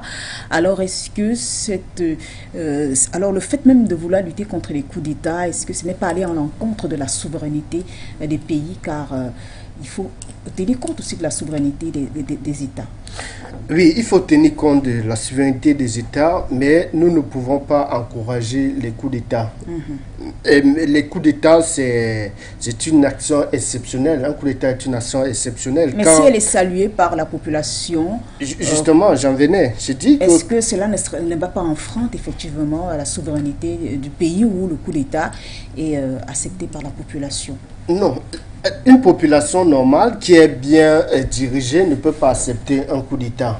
Parce qu'au cours des coups d'État, il y a toujours des familles, il y a toujours les morts, même de façon indirecte, parfois les dégâts collatéraux. Donc on ne peut pas encourager un coup d'État. Et à ce niveau, les chefs d'État ont bien pensé de mettre en place cette institution-là de lutte contre les coups d'État. Bon, maintenant, où le problème se pose, c'est que ils le font, ils mettent cette institution juste pour préserver leurs intérêts. Est-ce qu'ils ont pensé à la population? Est-ce qu'ils ont pensé à ceux-là qui combattent le terrorisme, c'est-à-dire les militaires, ces soldats au front? Mais quand je parle de souveraineté du Diendenge, parce que j'aimerais prendre l'exemple du Mali, où avant que Ibrahim Boubacar Keïta ne soit destitué, on a le peuple qui était descendu à plusieurs reprises pour exiger, demander la démission de ce gouvernement incarné par Ibeka, parce qu'il jugeait que ce gouvernement avait échoué dans son devoir de lutter contre le terrorisme. Oui, est-ce qu'effectivement c'est dans ce sens-là que je dis, est-ce qu'en mettant sur pied cette force, il doit lutter contre les coups d'État, ce n'est pas enfreindre à ce principe de souveraineté de certains États, à savoir où celle où la population juge un gouvernement incompétent et exige effectivement que ce dernier plie le bagage et laisse la place à un gouvernement plus compétent?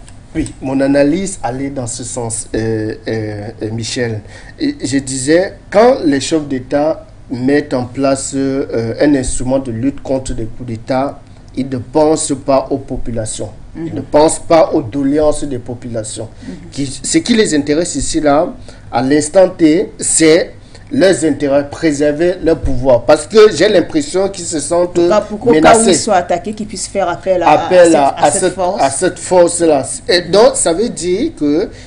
Vous voyez là des intérêts plutôt égoïstes, égocentriques? Tout simplement. Parce qu'ils ne pensent pas à cette population-là, à la population qui souffre, qui réclame les meilleures conditions de vie, qui réclame par exemple une santé universelle, qui réclame un coût abordable de la vie, parce que le panier de la ménagère ne fait qu'augmenter. Et vous avez une vie dont la vie devient de plus en plus difficile dans ces États. Et les populations pensent parfois que ce sont les dirigeants. Effectivement, parce que les dirigeants ne travaillent pas, ne donnent pas l'impression de travailler pour elles.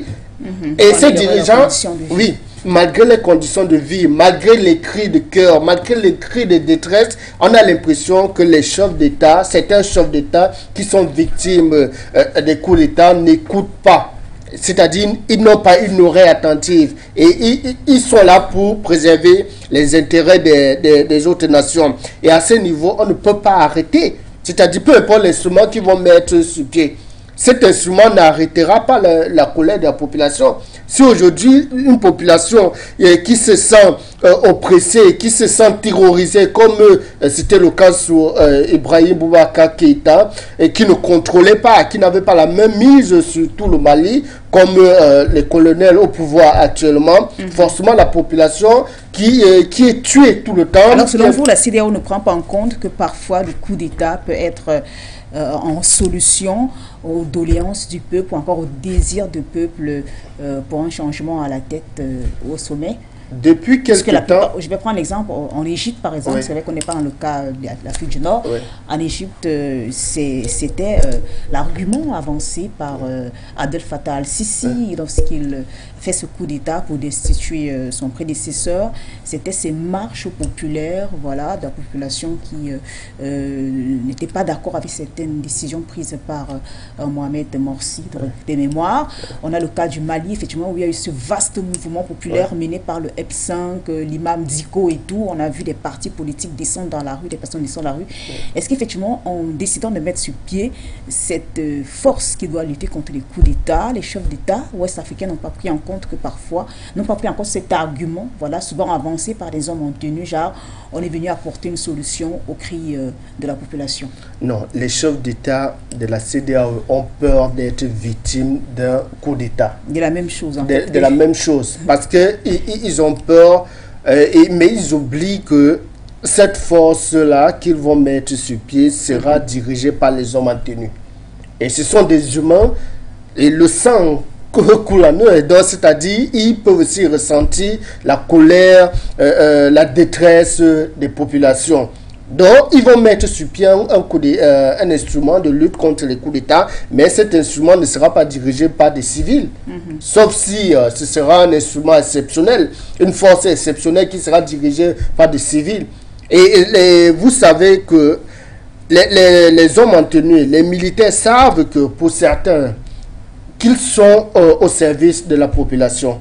Et quand un dirigeant ne fait pas bien son travail, forcément, les gars vont réclamer des meilleures conditions. Et si vous avez des dirigeants qui ne prennent pas encore, un peu comme la CEDEAO nous demande qu'elle ne travaille pas effectivement pour la population ouest-africaine, forcément, il y a des arguments pour dégager ce genre de chefs d'État qui ne s'occupent pas de leur population. Parce que moi, depuis l'arrestation des mercenaires selon Bamako, des mercenaires ivoiriens du côté du Mali, je me suis rendu compte que la CEDEAO c'était un instrument manipulé, un instrument de l'Occident, que l'Occident peut utiliser n'importe comment. Alors selon vous, cette décision, je vais passer la parole à Amel Sangou, effectivement, j'aimerais qu'on n'ouvre pas un volet sur cette question des mercenaires ivoiriens.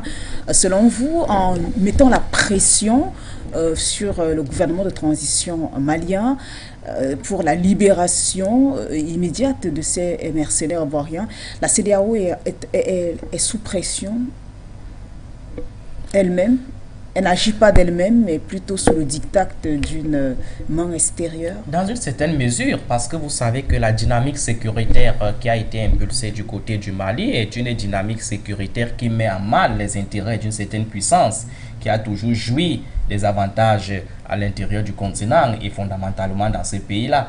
Donc il était donc très clair que à partir du moment où le Mali avait, n'est-ce pas, ici procédé à la rupture, que ce pays-là ne croise pas les bras, que ce pays-là qui a été, n'est-ce pas, ici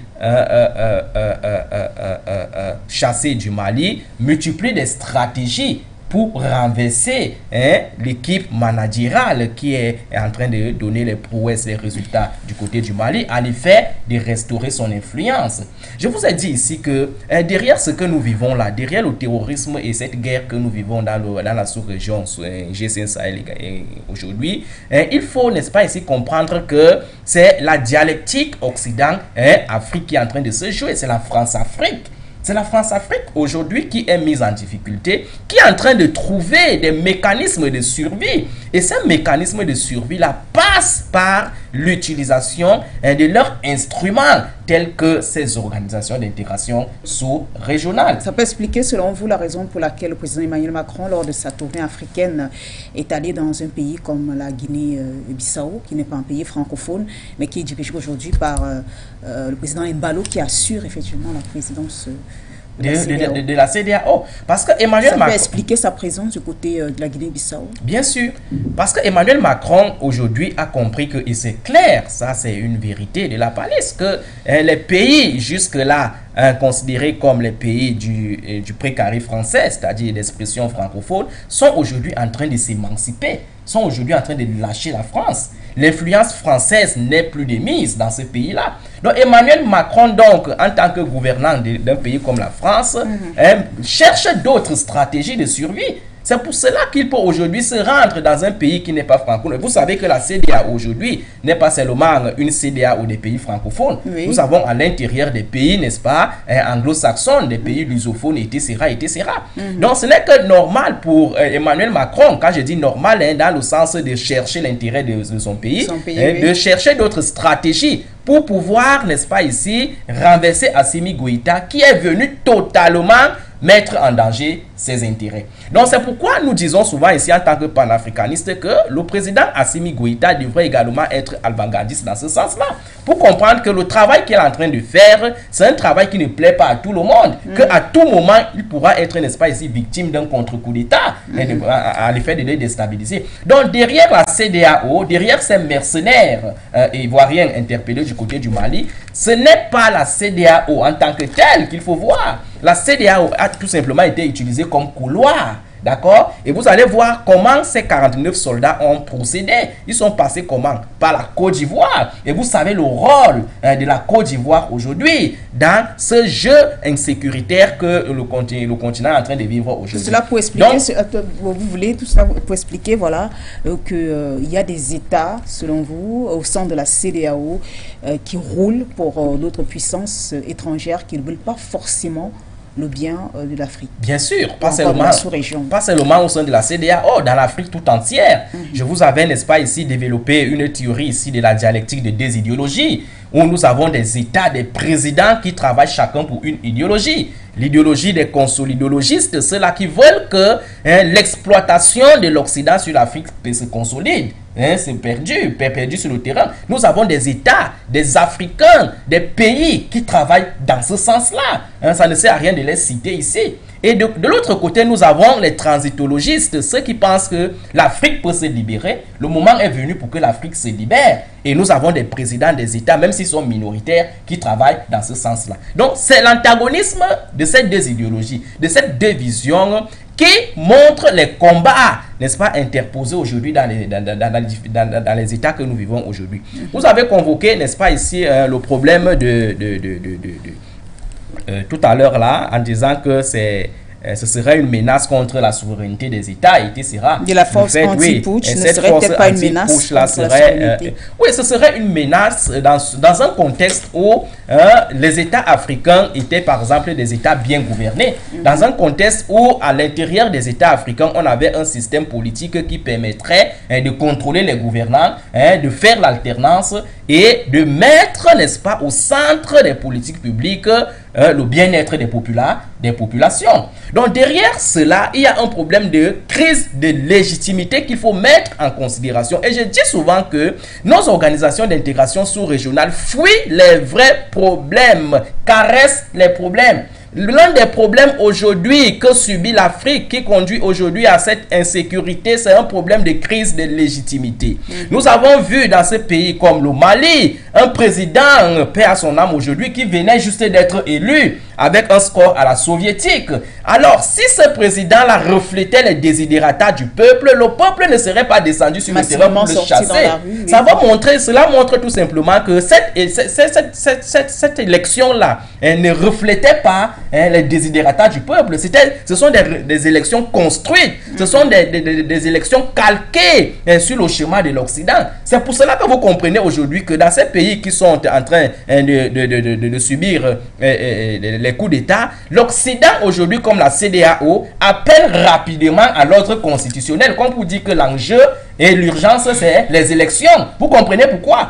Or, dans ces pays aujourd'hui, l'enjeu n'est pas électoral. L'enjeu est sécuritaire dans ces pays. Et alors si l'enjeu est sécuritaire, Ahmed Sango, quel avenir, je me tourne vers vous, Didier Ndengue, puisqu'Ahmed Sango vient de faire une analyse où effectivement il explique que le grand mal de la communauté ouest-africaine est que parmi ces chefs d'État, il y en a qui sont manipulés par l'Occident pour les intérêts de ces nations occidentales et non les intérêts de l'Afrique.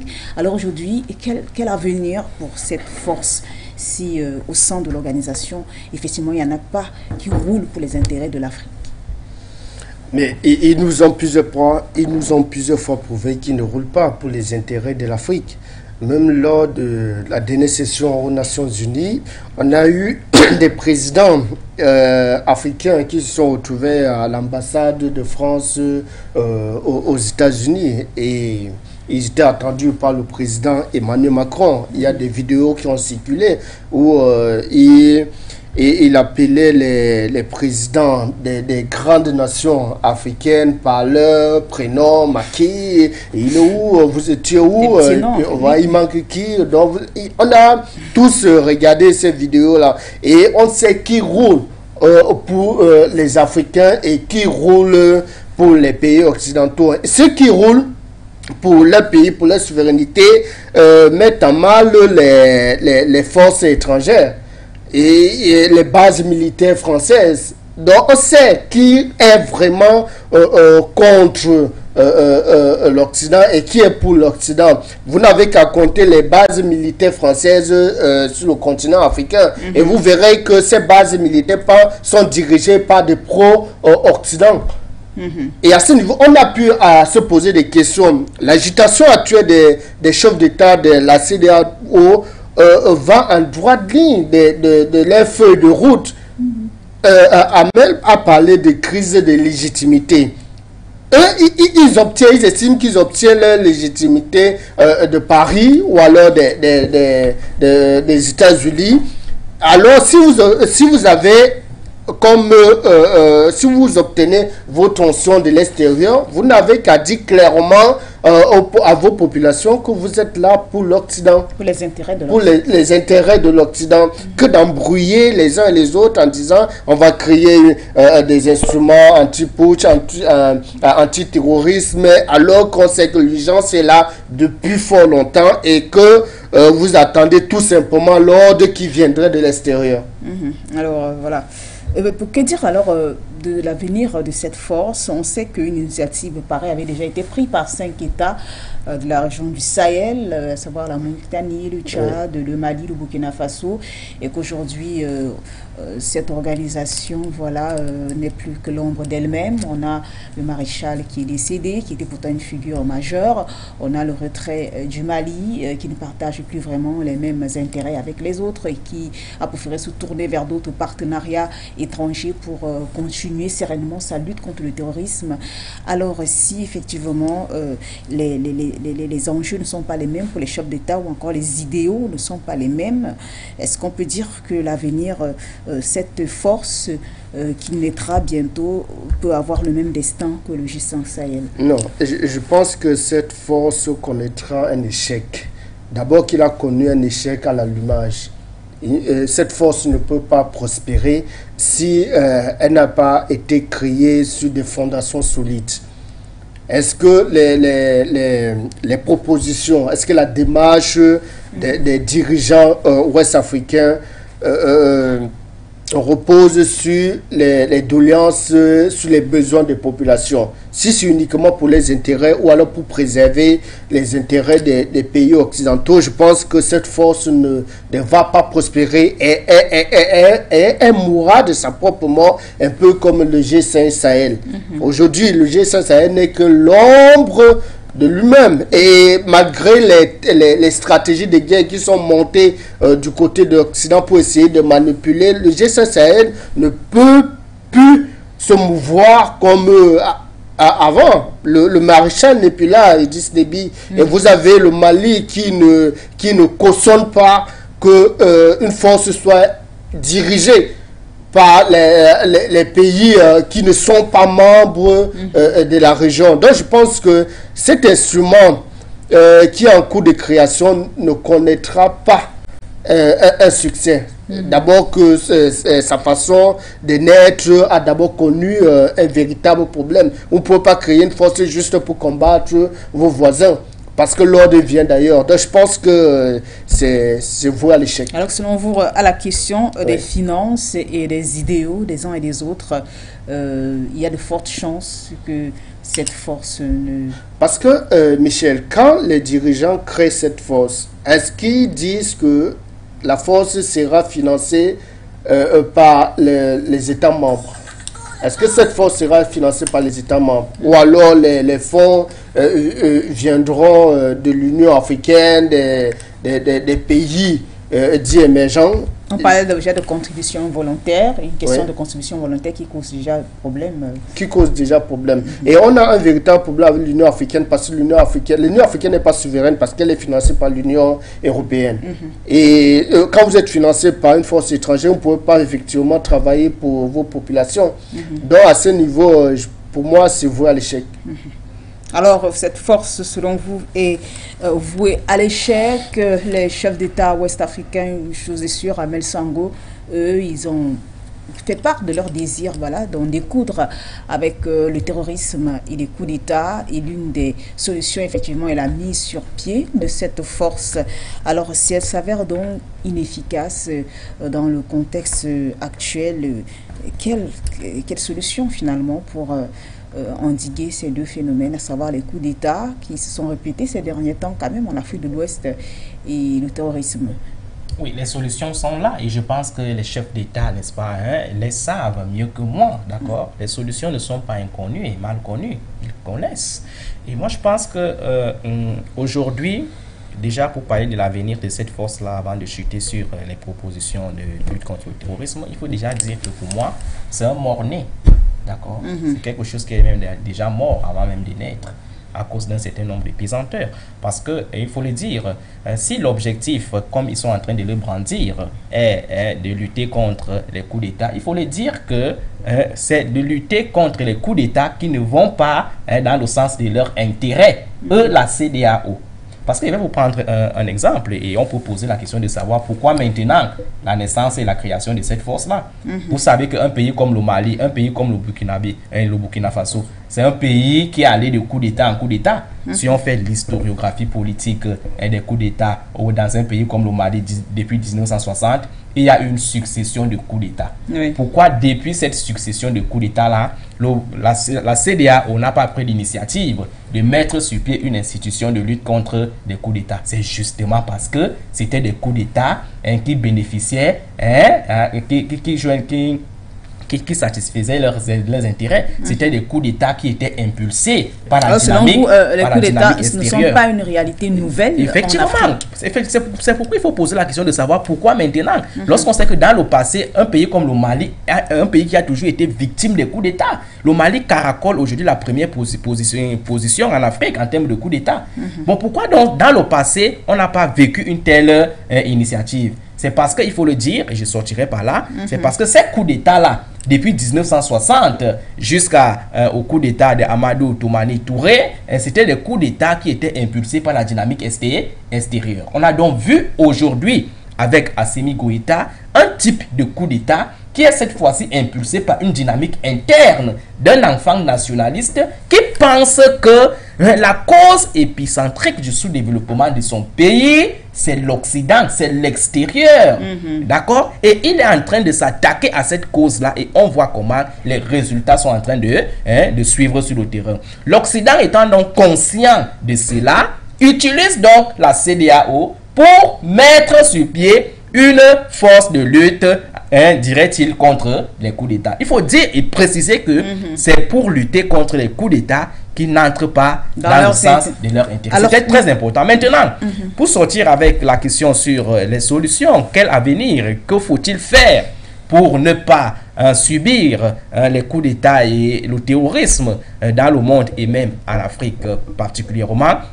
Déjà, il faut s'attaquer aux deux grandes causes qui conduisent à la naissance de ce terrorisme-là. J'ai indiqué ici qu'il y a deux grandes causes. Nous avons les causes qui sont d'ordre endogène et nous avons les causes qui sont d'ordre exogène, même si les deux sont liés. Sur le plan endogène, j'interpelle ici la responsabilité de nos dirigeants, d'accord? Parce que vous avez dit que le coup d'État n'a pas seulement une origine militaire. L'insécurité n'a pas seulement une origine militaire. Il faudrait que nos chefs d'État qui accèdent à la tête de nos États aient ce qu'on appelle la légitimité du peuple, primo. Secondo, pour qu'ils travaillent dans le sens des intérêts du peuple. Ils ne doivent pas être là pour se servir. Ils doivent être là pour servir. Ils doivent comprendre que le continent africain est un continent qui a longtemps été retardé et qu'il est important qu'ils travaillent dans le sens de développer le continent. Maintenant, sur les causes d'ordre exogène, c'est ce que j'appelle souvent l'égoïsme, l'intérêt égoïste des chefs d'État. Vous savez que les industries, mon copanéliste l'a convoqué ici tout à l'heure, vous savez que les industries d'armement, qui sont ce que j'appelle souvent dans mes travaux l'avantage comparatif de l'Occident. Parce que vous savez que l'Occident ne regorge pas de matières premières, encore moins des ressources naturelles. Ce qui fait leur avantage comparatif, c'est quoi? C'est les industries, c'est l'armement. Donc aujourd'hui, étant un avantage comparatif de cet Occident, l'Occident travaille quotidiennement pour que ces armes-là qui sont fabriquées puissent être écoulées. Alors, donc il est important que cet Occident-là comprenne que il est aussi possible de créer d'autres industries qui ne pourront pas seulement être adossées au niveau des industries d'armes. On ne peut pas créer des instruments qui doivent tuer des hommes. Si on gouverne, on gouverne pour l'humanité, on gouverne pour la vie, on ne gouverne pas pour tuer les gens. Donc, moi j'ai l'impression qu'aujourd'hui, avec ce qu'on appelle la mondialisation et ce qu'on appelle l'idéologie du capitalisme, on est prêt à faire tout, n'importe comment. On est prêt à tuer pour s'enrichir. On est prêt à faire ceci pour s'enrichir. On doit comprendre que la gouvernance n'est pas une gouvernance sauvage, animale, n'est pas une gouvernance des morts. On gouverne, c'est pour satisfaire le bien-être des populations. Il faudrait que les États occidentaux l'intègrent pour que le monde soit de plus en plus dans la quiétude, pour que le monde soit de plus en plus en paix. Alors, on va revenir sur quelque chose que vous avez, l'important que vous aviez dit avec Didier Ndengue, mais pour cela, j'aimerais rappeler le commentaire de cet internaute qui partage votre avis, me fait savoir que cette initiative de création de cette force, selon cet internaute, cette force ne sera pas créée, il s'agit d'un pétard mouillé, et fait d'ailleurs écho juste d'un effet d'annonce. Alors, Didier Ndengue, le docteur Amel Sangou a évoqué quelque chose de très pertinent, à savoir qu'il existe plusieurs genres de coups d'État et que la notion de coup d'État n'est pas nouveau dans le contexte africain. Alors il s'interroge pourquoi est-ce que c'est maintenant que cela est une urgence pour les chefs d'État ouest-africains de créer une force anti-putsch lorsqu'on sait qu'un pays comme le Mali par exemple a une longue tradition de coups d'État, et il est revenu sur le fait que voilà, il y a des coups d'État qui sont salvateurs, qui sont pour le bien du peuple, et des coups d'État qui ont souvent été perpétrés pour les intérêts de l'ancien colon. Alors, créer effectivement dans ce contexte-là de coup d'État salvateur, puisque le coup d'État au Mali, par exemple, on l'a dit, est survenu après des événements, des marches populaires qui exigeaient le départ du gouvernement civil incarné par Ibeka. Alors, créer une force anti-putsch dans un contexte comme celui-là, et vouloir lutter contre le terrorisme lorsqu'on sait que ces gouvernements militaires effectivement mettent en avant l'impératif de lutter contre le terrorisme efficacement. Est-ce qu'on n'est pas là face à une situation de paradoxe? Et je pense que c'est un paradoxe, et le docteur a posé la question et il a répondu en disant que c'est parce que ces coups d'État que nous observons actuellement en Afrique de l'Ouest ne vont pas dans le sens de ceux qui ont l'habitude d'initier ces coups d'État. Et on a vu par exemple le coup d'État, c'était au Burkina, non, en Guinée, avec Damiba. Damiba, c'était au Burkina Faso. Oui. Vous avez vu que le coup d'État qui a été perpétré par Damiba était carrément salué d'une manière ou d'une autre par la CEDEAO et les pays occidentaux.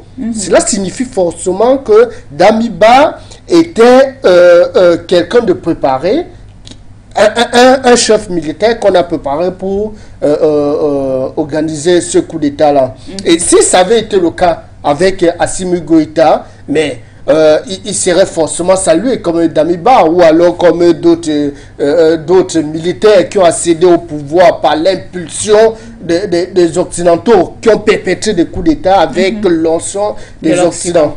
Donc je pense que cet instrument que veulent créer les chefs d'État de l'Afrique de l'Ouest, c'est uniquement pour lutter contre les coups d'État qui n'entrent pas dans la logique de l'Occident.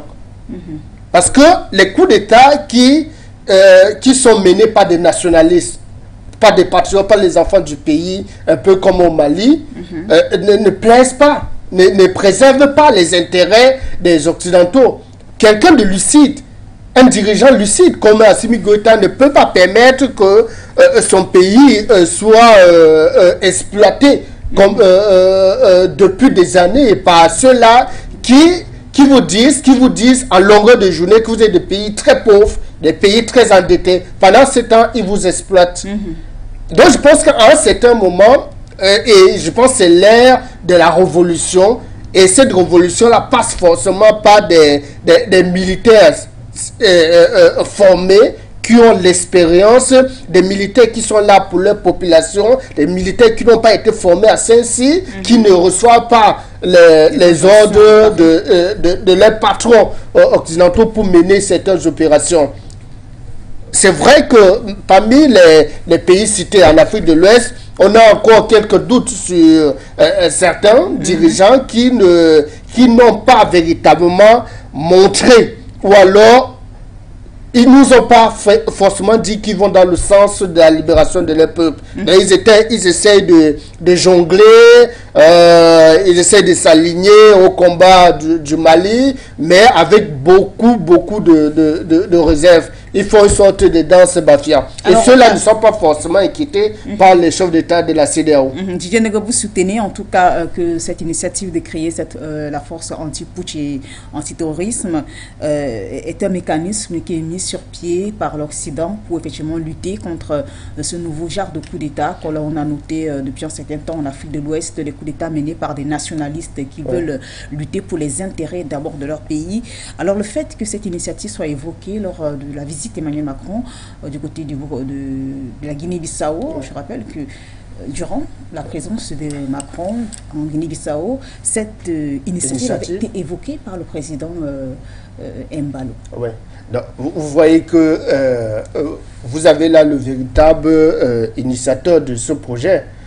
Parce que le président Embalo attend l'arrivée d'Emmanuel Macron pour évoquer. Ça veut dire qu'ils ont d'abord parlé de ça en amont. Il avait d'abord effectivement même fait formuler cette demande à Emmanuel Macron, à savoir l'aide de Paris pour lutter contre l'insécurité dans la région ouest-africaine. Mais c'est quand même bizarre. Vous connaissez ceux qui ont initié le terrorisme. Vous connaissez les noms des pays qui financent. Mais vous permettez quand même d'aller demander le soutien de ces pays pour lutter contre. Mais parfois, je me dis, nos chefs d'État, je ne sais pas d'où ils sont sortis. Peut-être ce sont des extraterrestres ou alors des...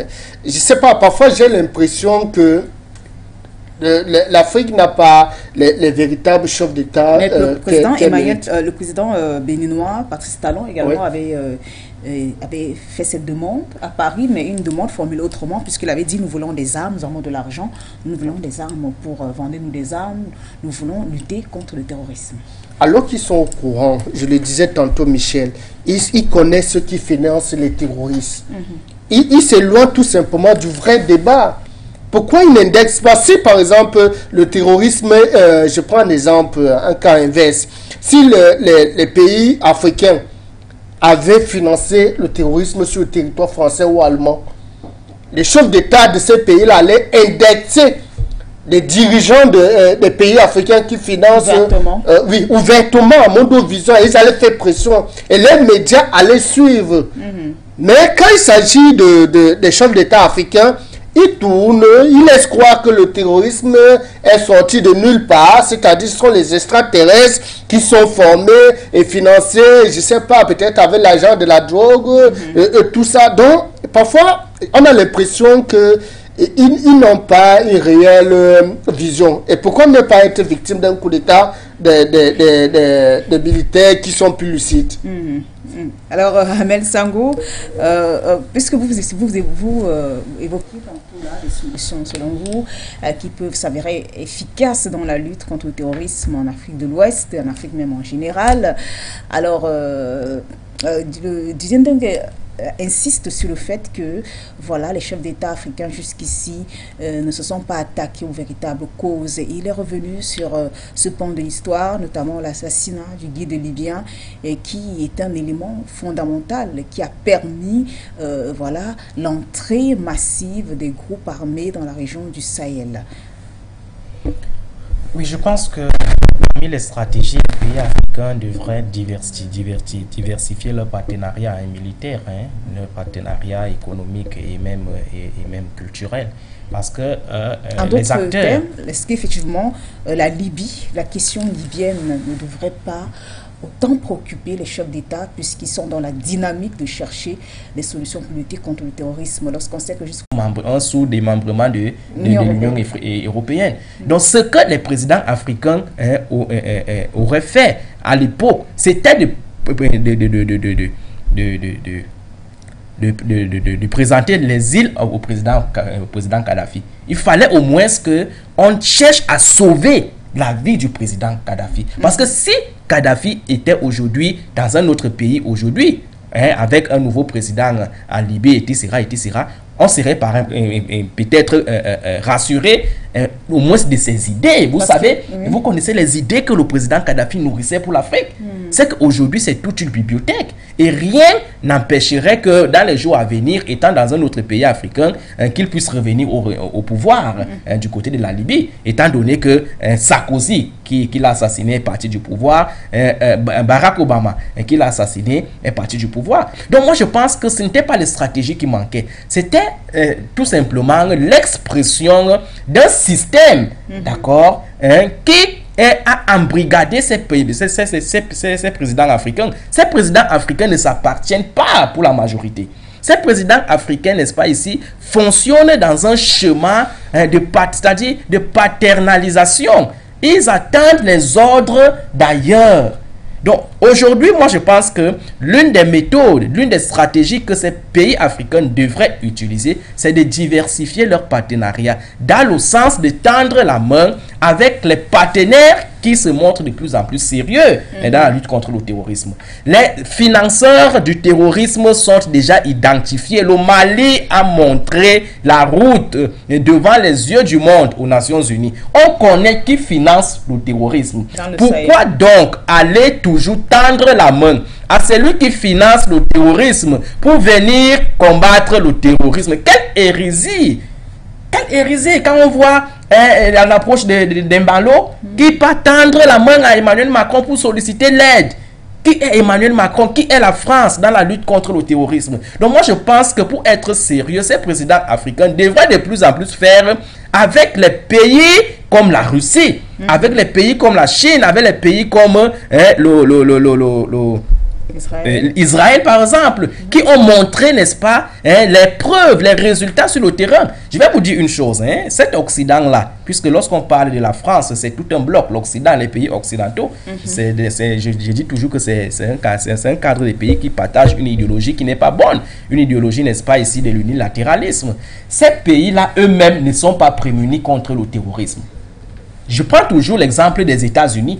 Les États-Unis, elles sont victimes du terrorisme tous les jours. La France est de temps en temps frappée par le terrorisme. Donc moi je pense que les pays africains devraient voir les pays qui sont prémunis contre ce terrorisme, les pays qui sont sûrs, qui sont rassurants, comme la Russie. Est-ce qu'un jour on a dit que la Russie, il y a eu une attaque terroriste en Russie? Et on a vu partout où la Russie est intervenue pour lutter contre le terrorisme, comment cette Russie-là a combattu le terrorisme. En Syrie aujourd'hui, on ne parle plus du désordre. En Tchétchénie, on ne parle plus du désordre. Donc partout où la Syrie la Russie a décidé de combattre le terrorisme, la Russie le fait avec honnêteté, avec sincérité. On voit aujourd'hui en RCA, Vous savez qu'aujourd'hui, en RCA, le gouvernement contrôle presque 95% de son territoire. C'est grâce à la Russie. On voit les résultats plus près de nous, au Mali. Est-ce qu'effectivement, alors, puisqu'on est en ce moment dans la phase des solutions, est-ce qu'effectivement, au vu de ce que le docteur Amel Sango a dit, Didier Ndungu, est-ce qu'il ne faudrait pas des collaborations avec les pays qui ont encore des dirigeants qui partagent les mêmes idéaux? On sait que du côté du Burkina Faso, le nouvel homme fort, à savoir le capitaine Ibrahim Traoré, s'est rapproché de son homologue malien, Assimi Goïta, le colonel Assimi Goïta, pour une collaboration. Alors, toujours dans la lutte contre l'insécurité, le Mali s'est tourné effectivement vers d'autres partenaires. Est-ce qu'effectivement aujourd'hui dans la sous-région, puisque s'il fallait parler d'une lutte globale, vous aviez évoqué un point partagé par le docteur Sango, que les idéaux ne sont pas les mêmes. Parmi les dirigeants africains, il y en a qui roulent pour l'Occident, il y en a qui ne jouent pas franc jeu, il y en a qui ne sont pas forcément là pour les intérêts de leur population, mais pour les intérêts de ceux-là même qui les ont placés au pouvoir, qui maintiennent leur pouvoir. Alors est-ce qu'il ne faut pas effectivement une collaboration entre États partageant les mêmes idéaux? Mais je pense que le Mali est bien placé pour montrer le chemin. Et le Mali a prouvé aux yeux du monde entier qu'il peut piloter cette nouvelle dynamique, c'est-à-dire de lutte pour la souveraineté des États. Et les États africains, les dirigeants sérieux des États africains devraient suivre cet exemple malien, c'est-à-dire préserver et lutter pour la souveraineté de leurs États. La population africaine d'abord, le reste après. Il faudrait qu'à un certain moment, nos chefs d'État qui sont là, qui roulent et qui nous prouvent chaque jour qu'ils ne sont pas là pour nos intérêts, dégagent. S'ils ne sont pas en mesure de préserver les intérêts de leur population, mais qu'ils jettent l'éponge.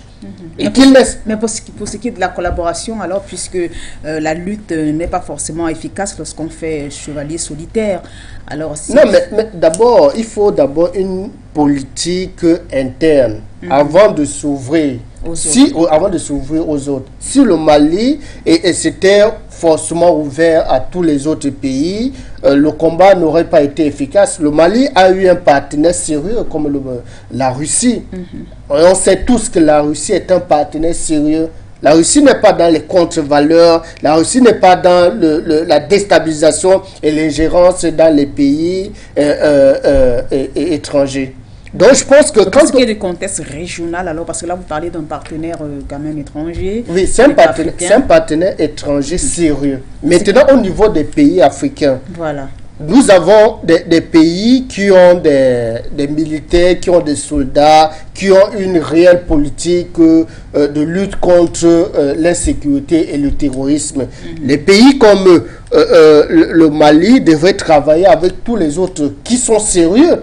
Parce que le Mali ne peut pas travailler aujourd'hui avec un pays comme la Côte d'Ivoire, avec les dirigeants ivoiriens qui, chaque fois, veulent que le pays plonge, c'est-à-dire dans l'insécurité totale. Donc, il faut des pays sérieux. Et pour cela, moi, je me réjouis de l'approche du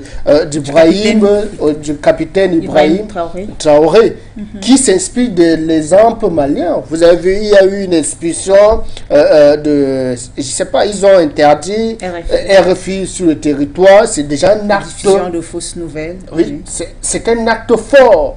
Si les autres chefs d'État veulent s'inscrire dans cette logique, il faut entamer des actions fortes, il faut mener des opérations fortes, un peu comme Bani par exemple et RFI.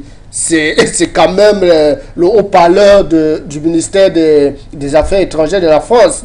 Donc il y a forcément d'autres politiques en marche, mais il faudrait toucher les vrais problèmes. On ne doit pas surfer juste essayer de dire on est contre la France alors qu'il n'y a pas de véritables opérations sur le terrain. Alors, j'aimerais qu'on revienne sur cette force conjointe du côté, à savoir la force mixte qu'on a adoptée du côté du lac Tchad, entre le Cameroun ou encore entre le Cameroun, le Tchad et des pays comme le Nigeria. Cette force Amel Sango, elle, s'était avérée efficace dans la lutte contre le terrorisme, notamment le groupe Boko Haram. Alors, quelle a été selon vous la force, ou encore sur quoi, quelle a été selon vous la force de cette unité? Oui, la force de cette unité, c'était qu'on a vu une franche collaboration, une franche mutualisation des États qui se sont mis ensemble pour lutter contre cette force-là. Et il faut également savoir que Boko Haram également est beaucoup plus une force endogène de terrorisme, c'est-à-dire ce n'est pas quelque chose, ce n'est pas une rébellion, ce n'est pas un type de terrorisme qui est beaucoup plus entretenu par l'Occident. Boko Haram, c'est une création exclusivement africaine. Vous savez qu'elle est née au Nigeria. Boko Haram est née au Nigeria et on connaît les objectifs de cette secte islamiste-là. Donc moi, je pense que ce qui a conduit au résultat pour endiguer cette force-là, c'est la mutualisation et la collaboration franche des États pour lutter contre cette secte-là. Vous savez qu'au Cameroun, ici, entre le Cameroun et le Nigeria, il y avait des accords qui ont été signés dans ce sens-là parce que au début, il y avait des obstacles qui annihilaient, n'est-ce pas, ici ce combat-là, parce que en réalité, lorsqu'on chassait les éléments de Boko Haram au Cameroun, ils se réfugiaient au Tchad et ils se réfugiaient au Nigeria. Et vous savez que nous partageons une frontière avec le Nigeria. Donc, en vertu du droit international, il était impossible de poursuivre que les soldats camerounais, n'est-ce pas, ici, traversent la frontière pour poursuivre, aller traquer ces soldats-là au Nigeria. Donc, des accords ont été signés dans le sens, n'est-ce pas, de mettre au centre ce qu'on appelle le principe d'extraterritorialité. Sous le magistère de Boari. Effectivement, ce qu'on appelle le principe de l'extraterritorialité, c'est-à-dire ce qui fait donc que les soldats camerounais, de temps en temps, pouvaient traverser la frontière nigériane pour aller traquer ces soldats-là. Donc moi, je pense que cette mutualisation terroriste-là, cette mutualisation et cette collaboration franche entre les États ont permis, n'est-ce pas, ici, de donner les résultats sur le terrain. Alors on parle avec vous également, Didier Dengue, de la force multinationale mixte qui regroupait des soldats des pays le Cameroun, le Tchad, le Nigeria, qui est avérée efficace. Alors selon vous, les gens de la CEDEAO devraient s'inspirer de cette force-là? En l'état actuel des choses, la CEDEAO ne peut pas créer une force pareille, vu que les États ne s'entendent pas sur les véritables intérêts à préserver. Et je pense que mettre sur pied une force multinationale mixte de ces pays-là serait une idée qui naîtrait peut-être des dirigeants pro-Occident. Oui, et si ces dirigeants mettent sur pied une telle force, ce sera forcément pas pour les intérêts de leur population ou alors pour les intérêts de ces États-là. Donc, penser à une force mixte du côté de la CEDEAO, pour moi, pour le moment, ce n'est pas une bonne idée. Puisque le Cameroun a quand même une certaine affinité avec le Nigeria. On a eu un passé avec Bakassi et tout le reste. On a vu comment les choses se sont passées. Et il y a quand même une certaine complicité entre le Nigeria et le Cameroun, entre les dirigeants nigérians et camerounais. Alors que du côté de la CEDEAO, vous avez des chefs d'État qui poignardent les pairs. Par exemple, dans le cadre de la monnaie l'éco, vous avez un chef d'État qui de façon unilatérale prend une décision et forcément met à mal tous les autres. Donc je pense que il y a trop de traîtres du côté de l'Afrique de l'Ouest, ce qui n'est pas forcément le cas chez nous en Afrique centrale et avec notre géant voisin, le Nigeria. Alors, on est arrivé presque au terme de ce programme. Fidèles téléspectateurs, on rappelle la thématique. On s'est intéressé à cette résolution prise du côté du Nigeria, où les chefs d'État et le gouvernement de l'Afrique de l'Ouest se sont réunis pour parler des sujets d'intérêt commun. Et lors de ce rendez-vous, la question sécuritaire était au centre des menus, mais également les transitions démocratiques. D'où donc la résolution de la création d'une force qui devra lutter contre le terrorisme et les putsch. Alors sur ce plateau, on est revenu au Média Africa et au top management de cette chaîne d'information. Fidèles téléspectateurs, nous vous quittons, mais au plaisir de vous retrouver demain pour une autre édition de votre programme For You Matin.